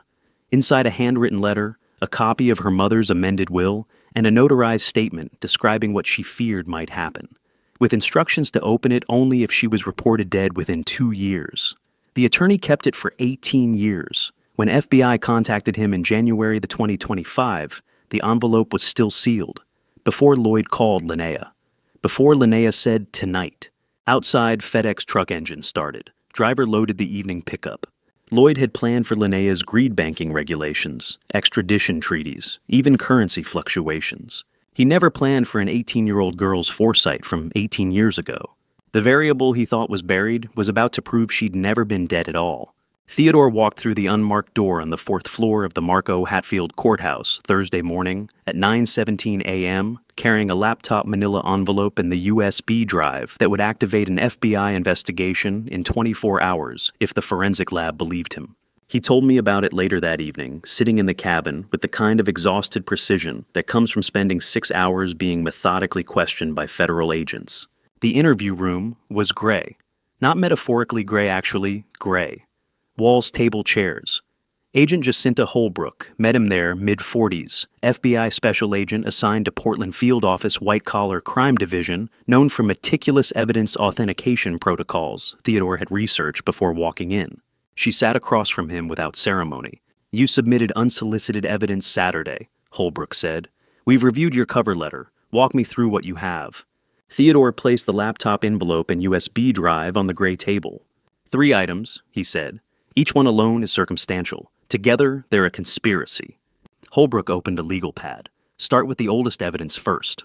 Theodore opened the manila envelope, pulled out the first document, email from Laverne Price, cardiac care nurse at Portland Community Clinic, dated October 23, 2006. Subject line, pharmacy request, digoxin 0.5 milligrams. Her refusal to process Linnea Blanchard's prescription request, with notation. Holbrook read it, made notes. "Before whose death?" she asked. Theodore pulled out the second document, Roseburg police file photos showing Sheriff Riddle's signature on evidence logs. "Romilly Perry, declared dead November 15, 2006. "Declared," Holbrook repeated, "not confirmed." She's alive," Theodore said. "That's why I'm here." Holbrook set down her pen. "Show me the third item." Theodore opened the laptop, loaded the audio file. 47 minutes. Metadata visible on screen, showing recording date November 14, 2006. "This is a recording Romilly Perry made herself the night before she disappeared. It's 47 minutes long. You need to hear the first 8 minutes." Holbrook put on headphones. Theodore watched her face as she listened. Her expression didn't change for the first 3 minutes. Professional neutrality. FBI training. Then she reached the phone call. Lloyd's voice, Linnea's voice. The word, tonight. Holbrook's eyes narrowed. She listened for another 5 minutes, then paused the playback and removed the headphones. "Where did this recording come from?" "Minayan in the SD card module hidden in a necklace Romilly Perry wore in 2006. She recorded it herself the night she disappeared. 18-year-old girl who suspected something was wrong and built her own evidence collection device. Chain of custody, Holbrook asked. Who handled this between 2006 and now? Theodore had prepared for this question. The device stayed sealed in Raymond Perry's truck safe from November 2006 until 3 weeks ago. No intermediate handlers. Romilly hid it. Raymond found it. Nobody else touched it. Holbrook made more notes. That's extraordinarily clean chain of custody for 18-year-old evidence. Romilly planned for someone to find it, Theodore said quietly. She just didn't know it would take 18 years. She didn't know her father would spend nearly 2 decades thinking she was dead. Didn't know the necklace would sit in a truck safe collecting dust while the people who tried to kill her lived free. Didn't know her own foresight at 18 would outlast every lie they told about her. Holbrook reviewed her notes. Federal Rules of Evidence 901 requires authentication before this is admissible. Our forensic lab will verify audio authenticity, metadata, integrity email headers. How long? Theodore asked. 24 hours for priority review. If your evidence authenticates, we request arrest warrants by Friday evening. Theodore leaned forward. Lloyd Ashford flies to Lisbon December 28th, Portugal, non-extradition country for financial crimes. You have 4 days. We're aware, Holbrook said. That's why this is priority review. 4 days between evidence verification and escape. 24 hours for forensics. 72 hours for Lloyd to realize the net was closing and run early. The window was razor thin. Theodore left FBI headquarters at 3:47 p.m., called me from his truck. They're moving, he said. 24 hours, Friday evening at latest. Good, I said. I need you to meet me at U.S. Bank downtown. There's something I need to check. I'd been thinking about it since Wednesday. Something my first wife said 3 months before she died. Something about protecting Romilly no matter what happened. Leland met me at the bank at 2:18 p.m. Private safe room, 4th floor. The kind of room where families keep documents they hope never matter. I had the key from my first wife's effects. Small brass key I'd carried for 17 years without knowing what it opened. The safe deposit box attendant verified my signature and left us alone. The box was small, metal, cold to the touch when I pulled it from the vault slot. Inside, one sealed envelope, wax seal still intact. My first wife's handwriting on the front, last will and testament confidential, open only in presence of attorney. I looked at Leland. He nodded. I broke the seal, sound of wax cracking, inside legal weight paper, notarized 2007, 3 months after her diagnosis. Leland read it aloud because my hands were shaking too much to hold the pages steady. Last will and testament under Oregon Revised Statutes 112.385. Real property at 4847S. E. Hawthorne Boulevard and Perry Freight Depot land are sole inheritance from testator's family estate, not marital property. In the event Romilly Perry disappears, becomes incapacitated, or identity becomes unverifiable within 20 years of this document's execution, entire estate transfers to National Children's Welfare Foundation, Portland, Oregon. Any transfer executed without Romilly Perry's verified signature is void under ORS 112.235. Leland set the pages down.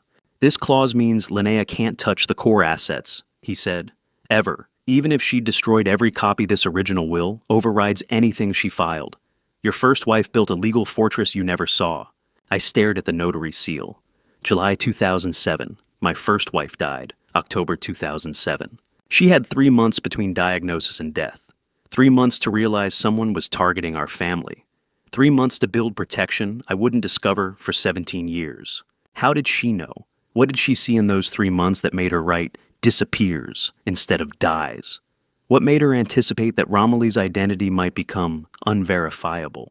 My wife didn't tell me about this clause. She knew before she died someone was targeting us. She saw it coming and built a trap they never knew existed. I held the will and thought about timelines.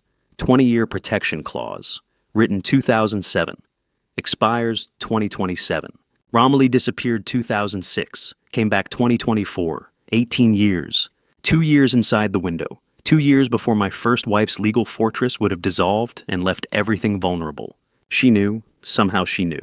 I arranged the pens on the conference table in perfect parallel lines, checked my watch, 9:07 a.m., and waited for my wife and her lawyer to walk into the trap I'd spent 18 years preparing. My first wife knew someone was targeting our family. She built the legal fortress before she died. 3 months between diagnosis and death, and she used every day to protect Romilly from people I still trusted. Now I was just closing the gate. 2 document stacks sat in front of me on the Perry Freight conference room oak table. One with National Children's Welfare Foundation letterhead. One blank stack Linnea expected me to sign. Outside the window, Portland December rain. Gray light washing everything clean. I was calm for the first time in 3 weeks. Theodore called Friday night. FBI verified everything. Audio authenticated. Metadata confirmed recording date. Laverne's email headers matched archive server logs. Chain of custody documentation accepted under federal rules of evidence. 24 hours later this meeting. Linnea asked for it 3 days ago, said it was time to finalize the transfer. She had no idea what I was finalizing. The conference room door opened at 9:12 a.m. Linnea entered first. Wool coat, charcoal gray. Leather portfolio under her arm. Professional. Lloyd followed, carrying briefcase, maintaining professional distance. She didn't greet me as her husband, nodded like a business associate. Lloyd set his briefcase on the table. Click of metal latches opening. Raymond, Linnea said, "Thank you for agreeing to meet." "Not Ray, not Honey, Raymond." "Mr. Perry," Lloyd added. "I've prepared the finalized transfer documents per our previous discussions." "I appreciate you both coming," I said. "Please sit." Linnea sat across from me. Not beside me. Across. Lloyd sat adjacent, opened his briefcase, pulled out manila folders arranged in careful order. I noticed the choreography. Linnea's posture was negotiator, not grieving wife. Lloyd's distance was attorney-client professional, not family friend, who'd held my infant daughter at her christening. Lloyd slid a document toward me. Power of attorney, dated November 2024. Linnea's signature, notarized. This power of attorney grants Mrs. Perry full authority over estate assets, pending probate resolution, Lloyd said. I looked at the signature, Linnea's handwriting, practiced, confident. Probate for whom? I asked. Linnea's tone was patient, carefully modulated. For Romilly, the court declared her legally deceased in 2007. The estate should transfer accordingly. She said Romilly's name the way you'd say inventory item, legal obstacle, asset classification. Not my daughter, not the girl she'd promised my dying first wife she'd love like her own. Just a state component requiring resolution. I studied Linnea across the table. For 18 years I thought she was grieving Romilly too, thought we shared that loss, thought the silence between us was mutual mourning.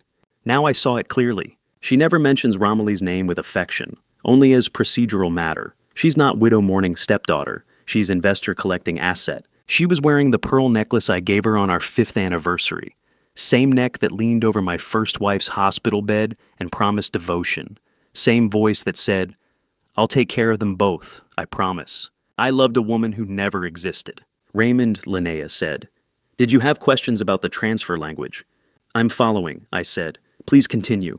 Lloyd walked me through document sections, asset inventory, transfer terms, Linnea as sole beneficiary. His tone was helpful, professorial, patient attorney guiding confused widower through complex legal process. I asked basic questions, played the role he expected. And Section 3 transfers all real property, Lloyd explained. The house on Clackamas, the Perry freight land, the Roseburg parcel to Mrs. Perry's sole ownership. And the business assets, I asked. Section 5, Perry Freight LLC valued at $22 million transferable upon your signature. He said $22 million, like it was still true, like the irrevocable trust didn't exist, like Leland Finch hadn't shown Theodore the 2019 documents proving everything that mattered left Perry Freight LLC 5 years ago. Linnea leaned forward slightly, watching. The sooner we finalize this, she said, the sooner we can move forward.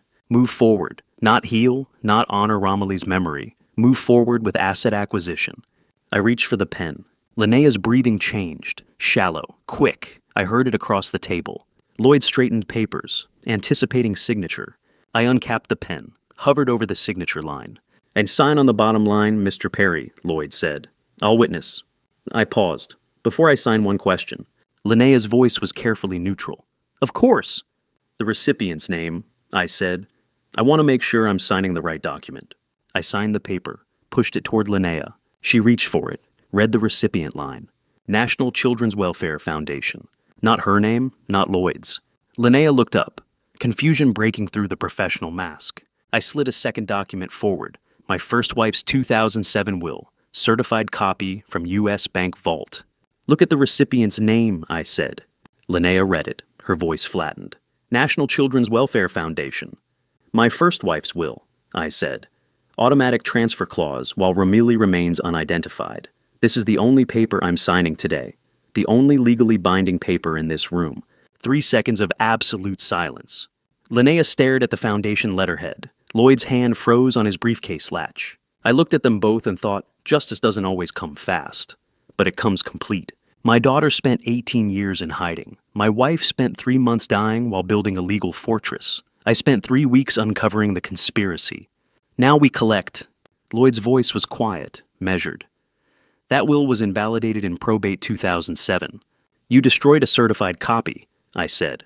Not the original. Oregon ORS 112.235 original supersedes all copies. The original was in a safe deposit box you didn't know existed. My first wife made sure of that. Linnea stood. Lloyd stood. Both faces drained of color. Lloyd reached for his briefcase. The conference room door burst open, hard enough that the handle hit the wall. I didn't turn around. I kept my eyes on Linnea's face and watched it go from pale to ash white. Lloyd backed toward the wall. You can't... Linnea's voice broke. Raymond, what did you do? I looked at my wife, my second wife, the woman who'd murdered my first wife and tried to murder my daughter, and said the only thing that mattered. What my wife asked me to do 18 years ago. Protect our daughter. The door swung open and hallway light flooded the conference room, turning the first figure in the doorway into a silhouette I'd been waiting 18 years to see walk through that door again. I didn't turn around. I watched Linnea's face instead. That's where the truth shows first. Her eyes fixed on the doorway pupils contracting in the sudden light. Lloyd frozen mid-step toward the wall, one hand still reaching for his briefcase. Who is that? Linnea whispered. Lloyd started to say her name, Linnea, but she cut him off with a gesture sharp and dismissive, eyes still locked on whoever stood behind me. Theodore Madden entered first, stepped immediately to the left side of the doorway, professional stance, witness positioning, made eye contact with me briefly, nodded once. "Mr. Perry," he said, quiet and formal. "Ms. Blanchard, Mr. Ashford." Linnea's voice was tight. "Theodore, what is this?" "Verification of evidence, ma'am." Special Agent Jacinta Holbrook entered next. Navy FBI windbreaker, followed by 2 other agents from Portland Field Office. Holbrook carried a manila folder, red stamp visible on the front, verified. The agents positioned themselves flanking the doorway, professional spacing, exit coverage. "Lloyd Ashford, Linnea Blanchard." Holbrook's voice was measured, federal. "I'm Special Agent Holbrook, FBI, Portland. We have verified forensic evidence and questions regarding events November 2006. Lloyd recovered his lawyer composure, straightened his tie. "We're happy to cooperate with any federal inquiry." That's fortunate," Holbrook said. "You'll have opportunity shortly." Leland Finch entered carrying his leather briefcase, walked directly to the conference table, set it down across from Linnea's document stacks, clicked it open, removed a single document in a protective sleeve. Original will, my first wife's handwriting, visible through the plastic. Leland placed it on the oak table, said nothing. Let the document speak. Original last will and testament. Leland said, be voice carrying the weight of 30 years practicing estate law. Dated 2007, Oregon ORS 112.385 compliant. Never invalidated. Lloyd stared at the document. "That's impossible. We destroyed..." He stopped, realized what he just said. Leland's expression didn't change. "You destroyed a certified copy, not the original." 3 seconds of absolute silence. One more person in the hallway, still outside the doorway. I heard footsteps stop. Linnea's breathing was shallow, audible across the table. Lloyd's hand gripped his briefcase handle, knuckles white against leather. My heart hasn't beaten this hard since November 15th, 2006. The night I got the call that my daughter was dead. Except she wasn't. "Raymond," Linnea said, voice barely audible. "Who else is out there?" I didn't answer. The final figure stepped into the doorway. Romilly Perry, my daughter, 36 years old. Minimalist charcoal suit hair, pulled up left temple scar, visible and unconcealed. Red garnet necklace, the same one I had commissioned for her 18th birthday in 2006. The one I thought was lost in the accident. She stood backlit by hallway fluorescence. Didn't speak. Didn't need to. She has her mother's jawline. I'd forgotten that. 18 years, and I'd forgotten the exact angle of defiance she inherited. The way she holds her chin when she's decided something, and nothing will change her mind. The scar on her left temple, that's new. That's from the night they tried to kill her. Faint white line running from hairline to eyebrow. She's not hiding it. Wearing it like evidence. Linnea stared, then made a sound half-whisper, half-choked gasp.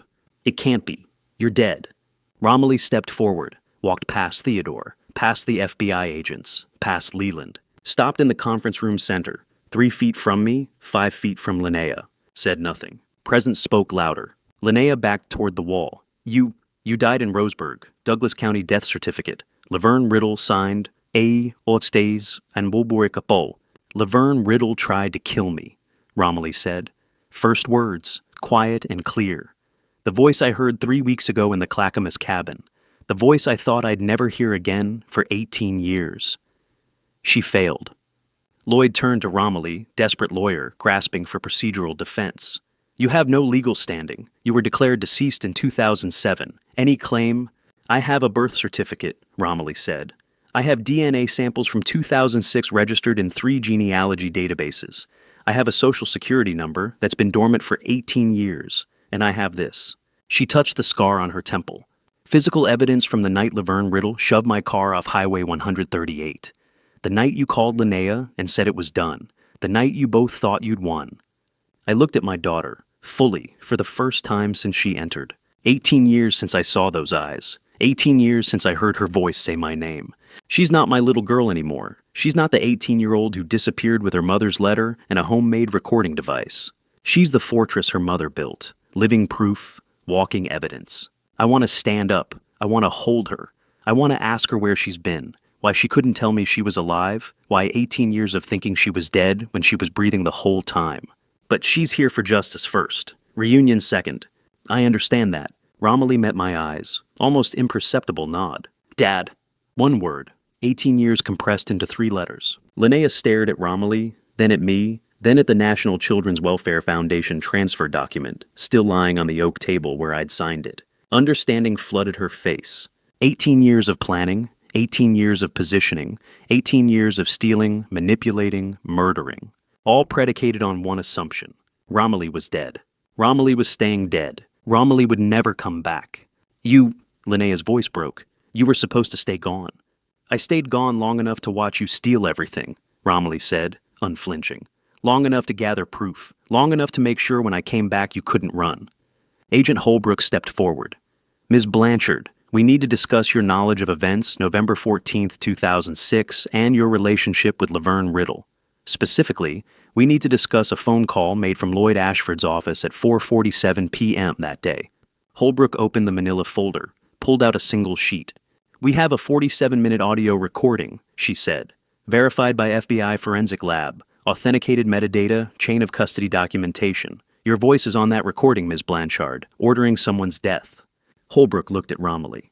Her death. Linnea stared at my daughter, the daughter she'd tried to erase, the daughter who refused to die.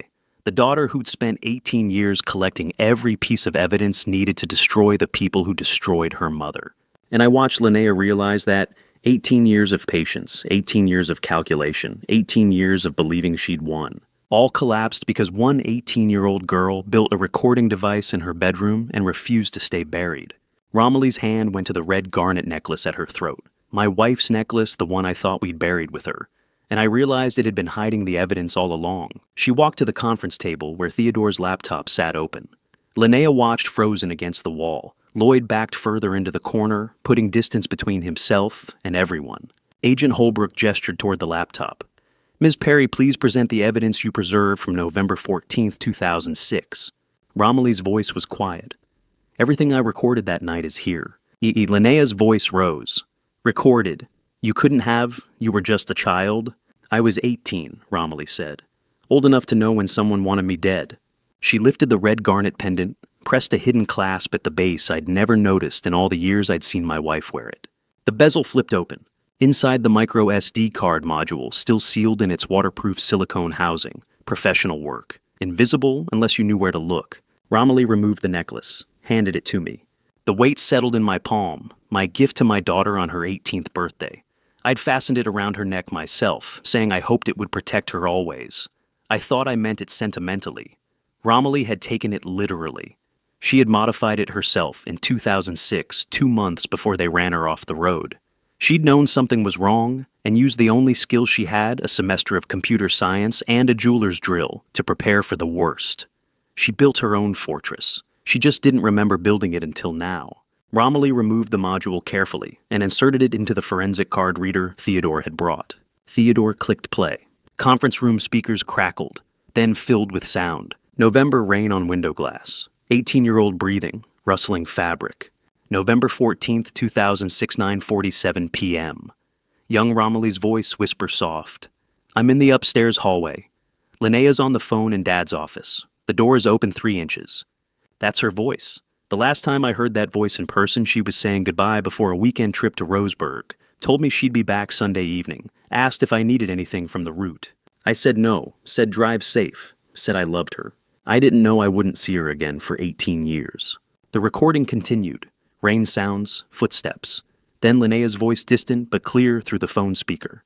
Lloyd, it's me. We have a problem. Young Romilly's whisper again, shaking slightly. Linnea just said my name. She's talking about the trust fund Mom set up.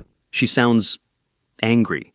My daughter was terrified. 18 years old, hiding in a hallway, recording the woman I married because she knew something I didn't. She knew, and I didn't. I closed my eyes, listened to my daughter's voice narrate what she was hearing, the fear underneath the whisper, the careful breathing of someone trying to stay silent. She was documenting her own murder plan, and I was downstairs watching television, oblivious. Linnea's voice came through clearer now. The girl found the amended will. She asked me about the foundation clause today. Asked why her mother would transfer everything to charity if Romilly disappeared. Pause on the recording. Then the line that changed everything. She knows too much, Lloyd. Handle it tonight. Everything should have been mine. Lloyd's voice responded. Professional. Clinical.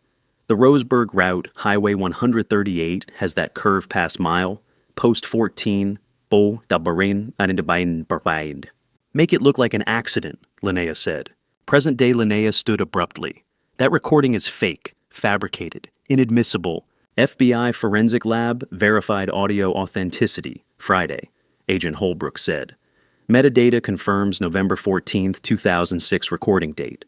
Voice analysis matches both subjects with 97% certainty. Federal Rules of Evidence 901 authenticated. Theodore clicked to the next file on the laptop. Orville Weaver's notarized testimony. Treating Jane Doe, November 15, 2006. Temple wound consistent with vehicular assault.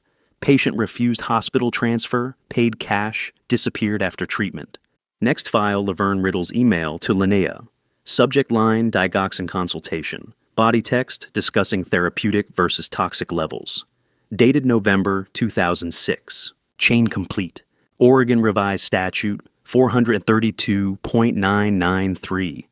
Leland Finch said quietly, felony falsification of vital records. Laverne Riddle's email establishes conspiracy.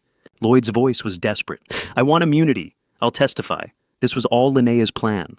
I was just following instructions. Agent Holbrook removed 2 arrest warrants from her manila folder, placed them on the conference table. Linnea Blanchard Lloyd Ashford, arrest warrants issued by U.S. District Court District of Oregon. Charges include conspiracy to commit murder, a federal charge under 18 U.S.C. 1117 applicable because the conspiracy crossed state lines between Oregon and Washington, along with wire fraud and falsification of federal documents under 18 U.S.C. 1001. Lloyd turned to Linnea. You said she'd never come back. You said the death certificate was permanent. As it became Midland Stainham works. Linnea screamed at him. You drove the car. You're the one who tried to kill her. It's her. Lloyd lunged toward Linnea. She masterminded everything. Linnea lunged back. Nails raked Lloyd's face. They grappled in front of the FBI agent's professional veneer, shattered. 18 years of alliance. 18 years of conspiracy. Collapsing into animal desperation. You promised me half, Lloyd shouted, hands on Linnea's shoulders. Then I found your Delaware accounts you were stealing from me, too. Linnea's voice broke. Everyone takes from me Raymond's first wife, that girl. Everyone, Agent Holbrook signaled. 2 agents stepped forward with handcuffs. Separate and secure them. The agents pulled Lloyd and Linnea apart, handcuffed them separately, read Miranda rights in calm procedural voices. I watched from my conference table seat. Hadn't moved since the door burst open. Hadn't stood. Hadn't spoken. Just watched justice arrive, according to due process. Romilly stood beside me, hand resting on my shoulder. My first wife built the fortress. My daughter survived 18 years in hiding. Theodore gathered the evidence. FBI delivered the warrants. I just had to wait. Wait for the systems to work. Wait for truth to surface. Wait for the people who destroyed my family to destroy each other. Agent Holbrook looked across the conference room at me, nodded slightly. No words needed. Justice delivered. Mr. Perry, she said. We'll need your formal statement this afternoon, but for now, justice according to due process. FBI agents escorted Lloyd and Linnea toward the door, both still shouting, both blaming the other, both handcuffed, both arrested. The conference room door closed behind them. Romilly's hand squeezed my shoulder gently. It's over, Dad. I looked up at my daughter, 36 years old, temple scar visible, red garnet necklace back around her throat where it belonged. Alive. The legal victory was complete. The conspiracy exposed, the murderers arrested. But 18 years of separation sat between us. 18 years of questions. 18 years of her living as Jane Doe, while I mourned her as dead. It's over. Except it's not. Now we have to figure out how to be father and daughter again. 3 months after my wife and her lawyer were arrested in my conference room, I sat on a federal courthouse bench beside the daughter I'd mourned for 18 years, and waited to hear how many years they'd spend in prison. January morning light came through tall courthouse windows, cold, clean, nothing like the December rain that had been falling when Theodore walked into FBI headquarters with evidence. Romilly sat to my left wearing charcoal suit similar to the one she'd worn in the conference room. I had manila folders in my lap, verdicts, plea agreements, sentencing recommendations. December 23rd felt like justice. Today feels like paperwork. That's how the system works. Catharsis first. Process after. You don't have to stay for the sentencing, Romilly said quietly. Theodore can handle it. I looked at her. I stayed for 18 years thinking you were dead. I can stay for 90 minutes to watch them sentenced. Theodore Madden approached carrying coffee in a cardboard tray. sat beside me on the wooden bench, set his briefcase between his feet, opened it, removed a summary document. "Thought you'd want the timeline reviewed before we go in," he said. I nodded. Theodore opened the document. Legal weight paper, federal court letterhead. December 23rd, arrests at Perry Freight Conference Room. December 28th, grand jury indictment conspiracy to commit murder, wire fraud, obstruction of justice. Lloyd Ashford never made that Lisbon flight.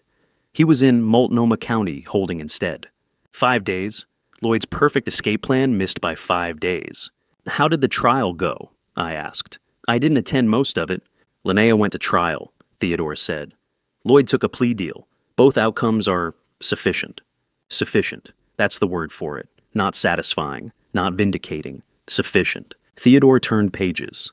Linnea Blanchard convicted January 14th after 8-day trial. Attempted murder of Romilly Perry. Wire fraud, 18 counts, obstruction of justice. Sentence 35. Years federal prison, no parole eligibility restitution, $4.2 million to Perry estate.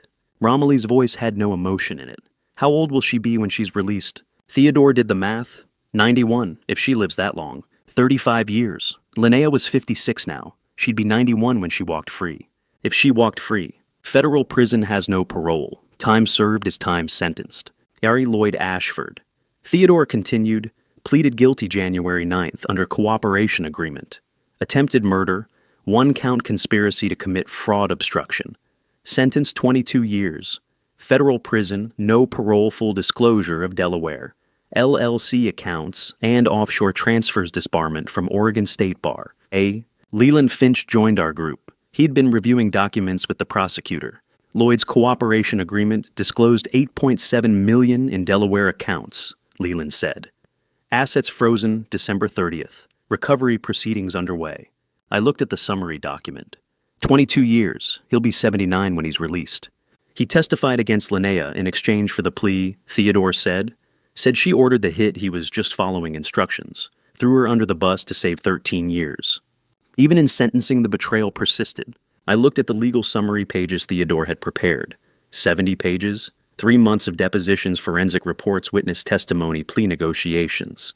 The FBI conference room moment felt like justice. Instant, dramatic. Door bursting open, handcuffs, Miranda rights. This feels like accounting. Both are necessary. I thought justice would feel like vindication. Instead, it feels like closing a ledger. 18 years of theft documented in spreadsheets. 3 months of legal proceedings compressed into verdict summaries. Romilly sat through every day of Linnea's trial. I asked her why. She said, "I want to watch her realize she's not getting out." I attended the first day and the verdict day. The middle felt like procedure I didn't need to witness. "The system worked," I said to Theodore. "Slowly, but it worked." Theodore nodded.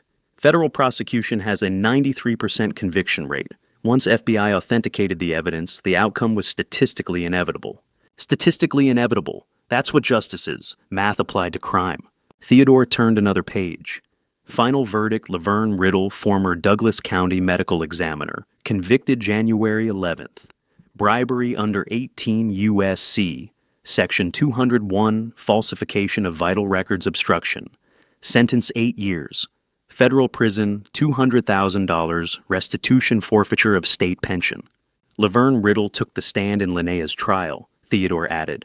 Admitted falsifying Romilly's death certificate for $50,000 payment from Linnea in 2006. Romilly spoke quietly.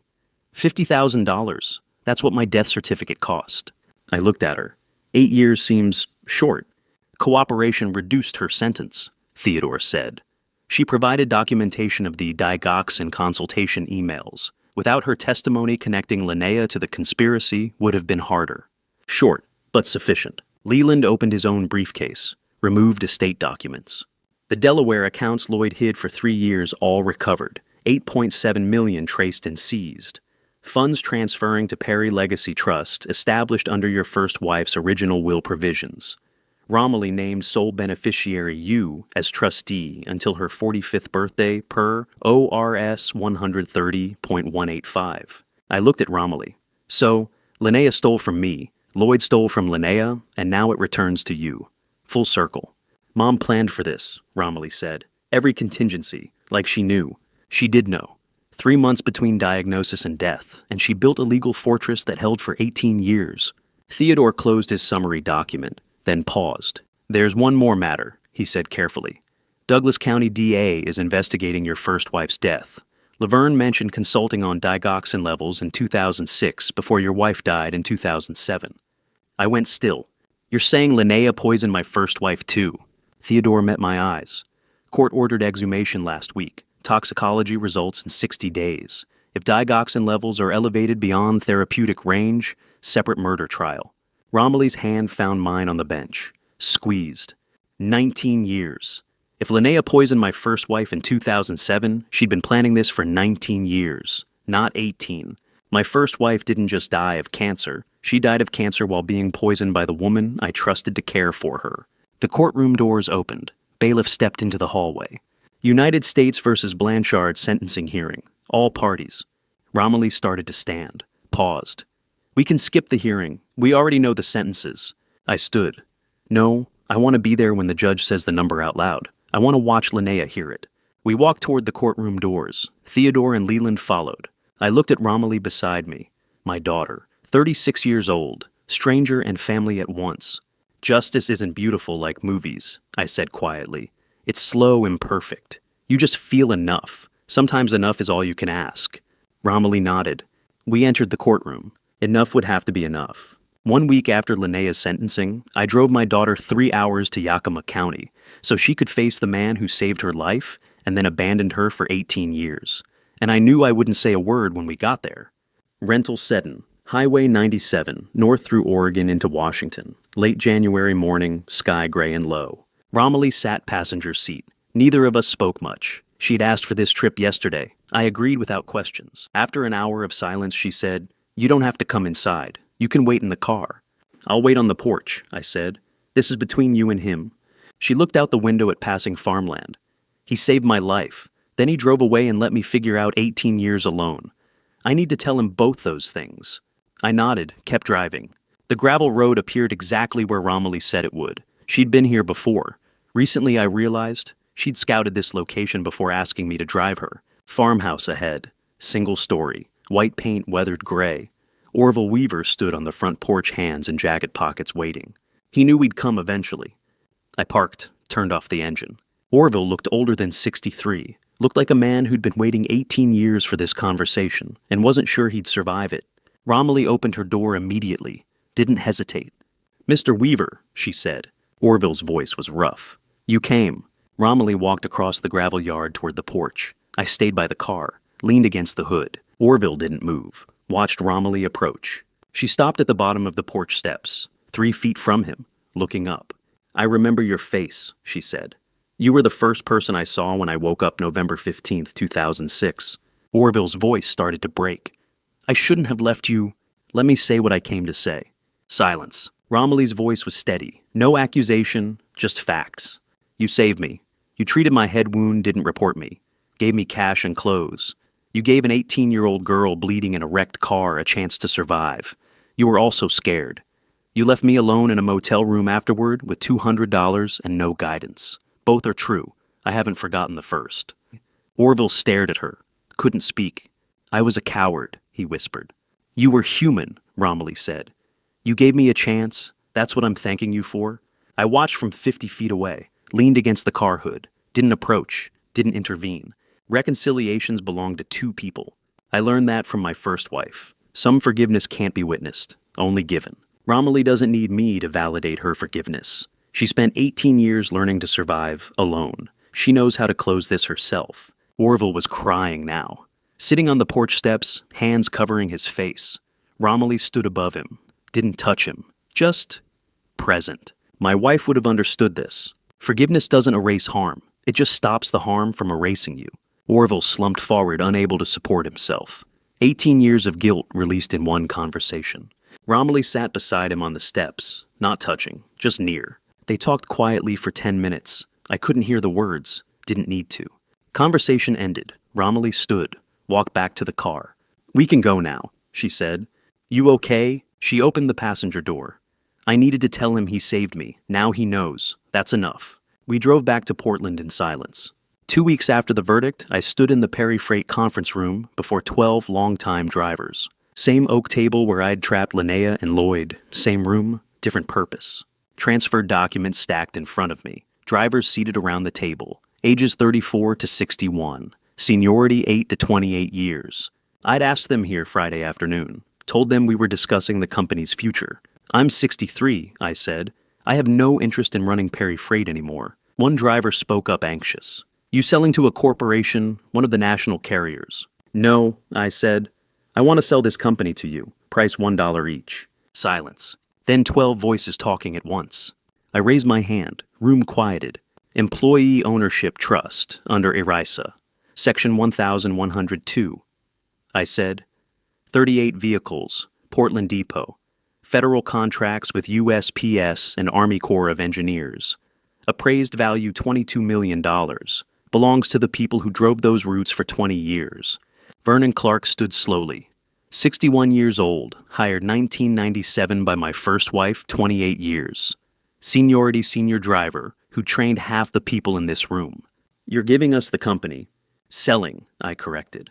For $12 total. One condition, keep the name Perry Freight. My first wife's family built this.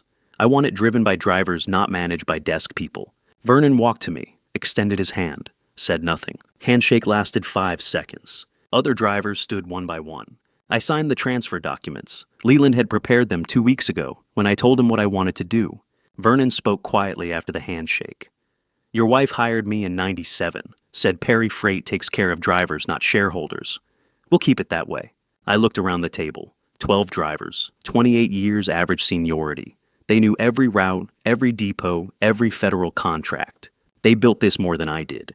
My first wife hired half of them. She knew what Perry Freight was supposed to be, not a corporation extracting profit, a company that paid drivers well and delivered freight reliably.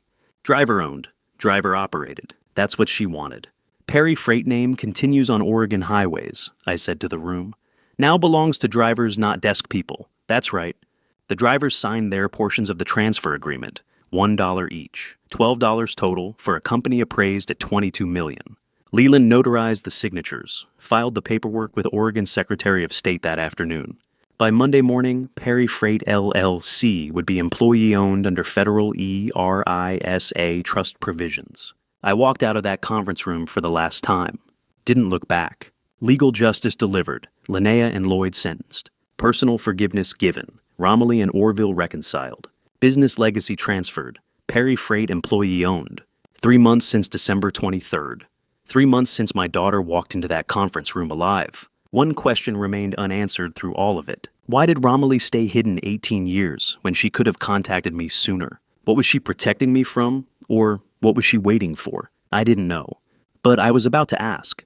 I kept one truck when I sold Perry Freight to the drivers, the 1994 18-wheeler. I bought the year my first wife died, and 3 weeks after justice was delivered, I loaded it with my daughter's belongings and mine, heading toward a home neither of us had lived in before, Perry Freight Depot. January morning, final boxes stacked in the cab.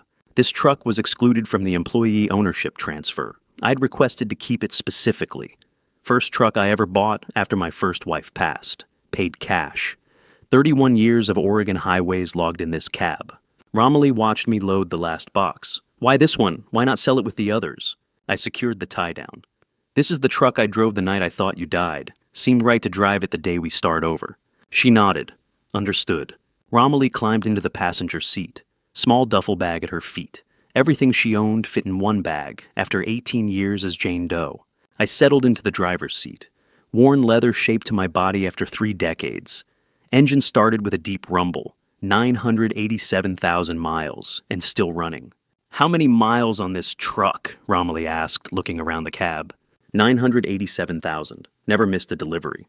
She was quiet for a moment. Then, where are we going exactly? I pulled out of the depot. Last time I'd drive away from Perry Freight as owner. Tualatin Valley, I said. Small house, 2 bedrooms, acre of land. Bought it last week. Thought, if you wanted a place to stay while you figure out what's next. Romilly turned to look at me. You bought a house. For both of us, if you want, no pressure. I merged onto Highway 26 westbound. Late January, Oregon. Gray skies, green pines, hints of early spring in the air, despite the chill. Romilly rolled her window down. Wind filled the cab loud and cold. She didn't seem to mind. Let it blow her hair back, eyes half closed. I drove, both hands on the wheel. 10 minutes passed without words. Wind through the open window, engine rumble, road noise. Silence wasn't awkward. It was comfortable. We'd shared more silence than conversation in 3 weeks. That was okay. 18 years apart, we were learning each other again. No rush. Romilly broke the silence. I like this truck. Smells like old work, honest work. They've 31 years of deliveries, I said. Lumber steel freight, never carried anything as important as today. She smiled slightly, looked back out the window at passing pines. I drove and thought about the 15 years after my first wife died. I drove this truck alone, Portland to Bend, Seattle to Sacramento, Eugene to Spokane, never thinking about destination-only distance. Deliveries were excuses. Movement was the goal. Destination was just the reason to keep the wheels turning. After my first wife died, I drove to drive. Didn't matter where. Stopping meant feeling. Arriving meant acknowledging I had nowhere I wanted to be. Then Romilly disappeared, and I kept driving, because if I stopped moving, the grief would catch up. 18 years, Portland to everywhere, never caring where I ended up. Today I cared where we were going. That was new. I glanced at Romilly. The red garnet necklace was visible above her coat collar, same one I had commissioned for her 18th birthday, same one that held 18 years of evidence. She noticed my look, touched the pendant. Your mother told me why she chose red garnet for that necklace, I said quietly. Wanna know? Romilly looked at me. She gave this to me on my 16th birthday. Never explained the stone. She said red garnet is the color of someone who knows how to return home. She wanted you to have something that always reminds you home is still there, even if you can't see it. Romilly held the pendant, silent for 30 seconds, looked out the window at passing pines. When she spoke, her voice was quiet. I wore this every day, 18 years. Couldn't explain why I never took it off, even when I had nothing else from before. Your mother knew you'd need to find your way back. Romilly's voice was barely audible over the wind. She knew I'd get lost, and she left me a map. I took the Tualatin Valley exit. Truck slowed. 15 years of deliveries alone. Destination never mattered. Only movement, only escape. Today someone sat in the passenger seat. Window down. Red garnet necklace visible against her coat. Wind in her hair. Destination mattered because arrival meant something now. I wasn't driving away from grief anymore. I was driving towards something. House with 2 bedrooms, acre of land, place for my daughter to figure out what comes next. Place for both of us to figure out what comes next. She was in the passenger seat. That meant destination mattered. I shifted gear hand on the stick. Romilly's hand moved across the seat. Touched mine. Didn't grasp, didn't hold. Just touched and remained. Contact without pressure, presence without demands. The truck drove through Oregon green pines toward Tualatin Valley. 2 people who'd spent 18 years apart. 2 people learning how to be father and daughter again. Thank you, Romilly said, hands still touching mine. For the house, for waiting, for not asking questions I'm not ready to answer yet. I kept my eyes on the road. I've got time. We've got time. She looked ahead at the road opening before us. Yeah, we do. The 18-year question sat unspoken between us. Why did she stay away? What was she protecting? What was she waiting for? I didn't ask. She wasn't ready. But someday she would be, and when that day came, I'd listen. For now, this was enough. Truck rolling west, hand touching hand. Destination ahead that mattered. Green pines, gray sky, red garnet catching light. Home wasn't a place we'd lived before. It was a place we were choosing to build together. 2 bedrooms, acre of land, Tualatin Valley. Someone in the passenger seat. That made all the difference. The sky finished turning dark while neither of us moved. Romilly came back from the railing and sat beside me, picked up her mug, took a long sip, like the coffee wasn't something that required courage to drink. Maybe for her it didn't. The meadow disappeared into the dark. Only the mountain silhouettes remained cut against a sky still holding the last purple edge of light. I'd driven past mountains my whole adult life. Portland to Bend, Bend to Medford.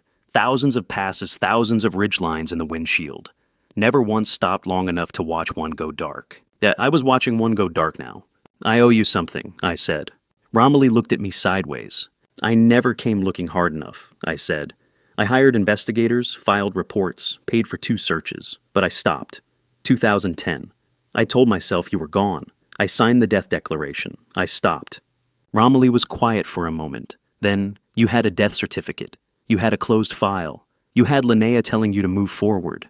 None of that was good enough reason. No, she said. It wasn't. She said it without cruelty. Just truth plain and level, the way her mother used to speak when she meant something and wanted you to hear it clearly. I sat with that. I'm sorry, I said.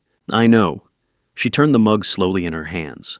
I was angry about it for a long time. Somewhere around year 8, year 9. Wondering if the grief had just been easier than the search. The mountain edge went completely dark. Stars were beginning faint and scattered. Was it fair? I asked. What I'm asking, I want to know if it was fair to be angry. She thought about it.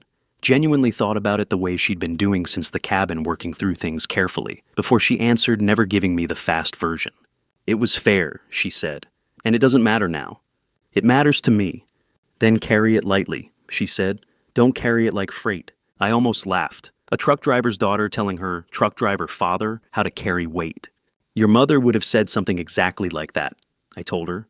Romilly smiled, not the small, polite smile from the first afternoon. The real one. The one that reached her eyes and stayed. She sounds like she was good at it, Romilly said. She was the best I ever knew, I said. We sat there. 2 chairs, 2 mugs going cold, stars coming in over the mountains one at a time. No deliveries, no manifests, no mileage to track. Just this. And for the first time in 18 years, this was exactly enough. And to you listening to my story, remember this. The people closest to you aren't always who they seem to be. I made the mistake of trusting without questioning. For 18 years, I drove those delivery routes, avoiding the pain instead of facing it. I saw the signs, the edited accident file, the strange financial requests, Theodore's suspicions. But I didn't want to believe the woman I married could betray me so deeply. Don't make my mistake. When something feels wrong, pay attention to that feeling. Family betrayal cuts deeper than any other wound because it comes from those you trust most. My wife didn't just betray me, she tried to murder my daughter and poison my first wife while pretending to share my grief. But here's what I learned. Justice may be slow, but it's thorough. The truth surfaces even after 18 years. I believe God's timing was perfect. Romilly stayed hidden until she could prove everything and protect us both. Family betrayal teaches you that blood and marriage don't guarantee loyalty, but real family shows up when it matters most. If this story made you think, leave a comment, have you experienced family betrayal? Your story might help someone else. If you know someone who needs this, please share it. And if you want more stories about justice and redemption, subscribe to Revenge Dad. I appreciate everyone who stays on this journey with me. Thank you for staying until the very end. As a reminder, some details in this story were fictionalized for storytelling purposes, but the lessons about trust betrayal and the importance of protecting those you love, those are real. Take care of yourself.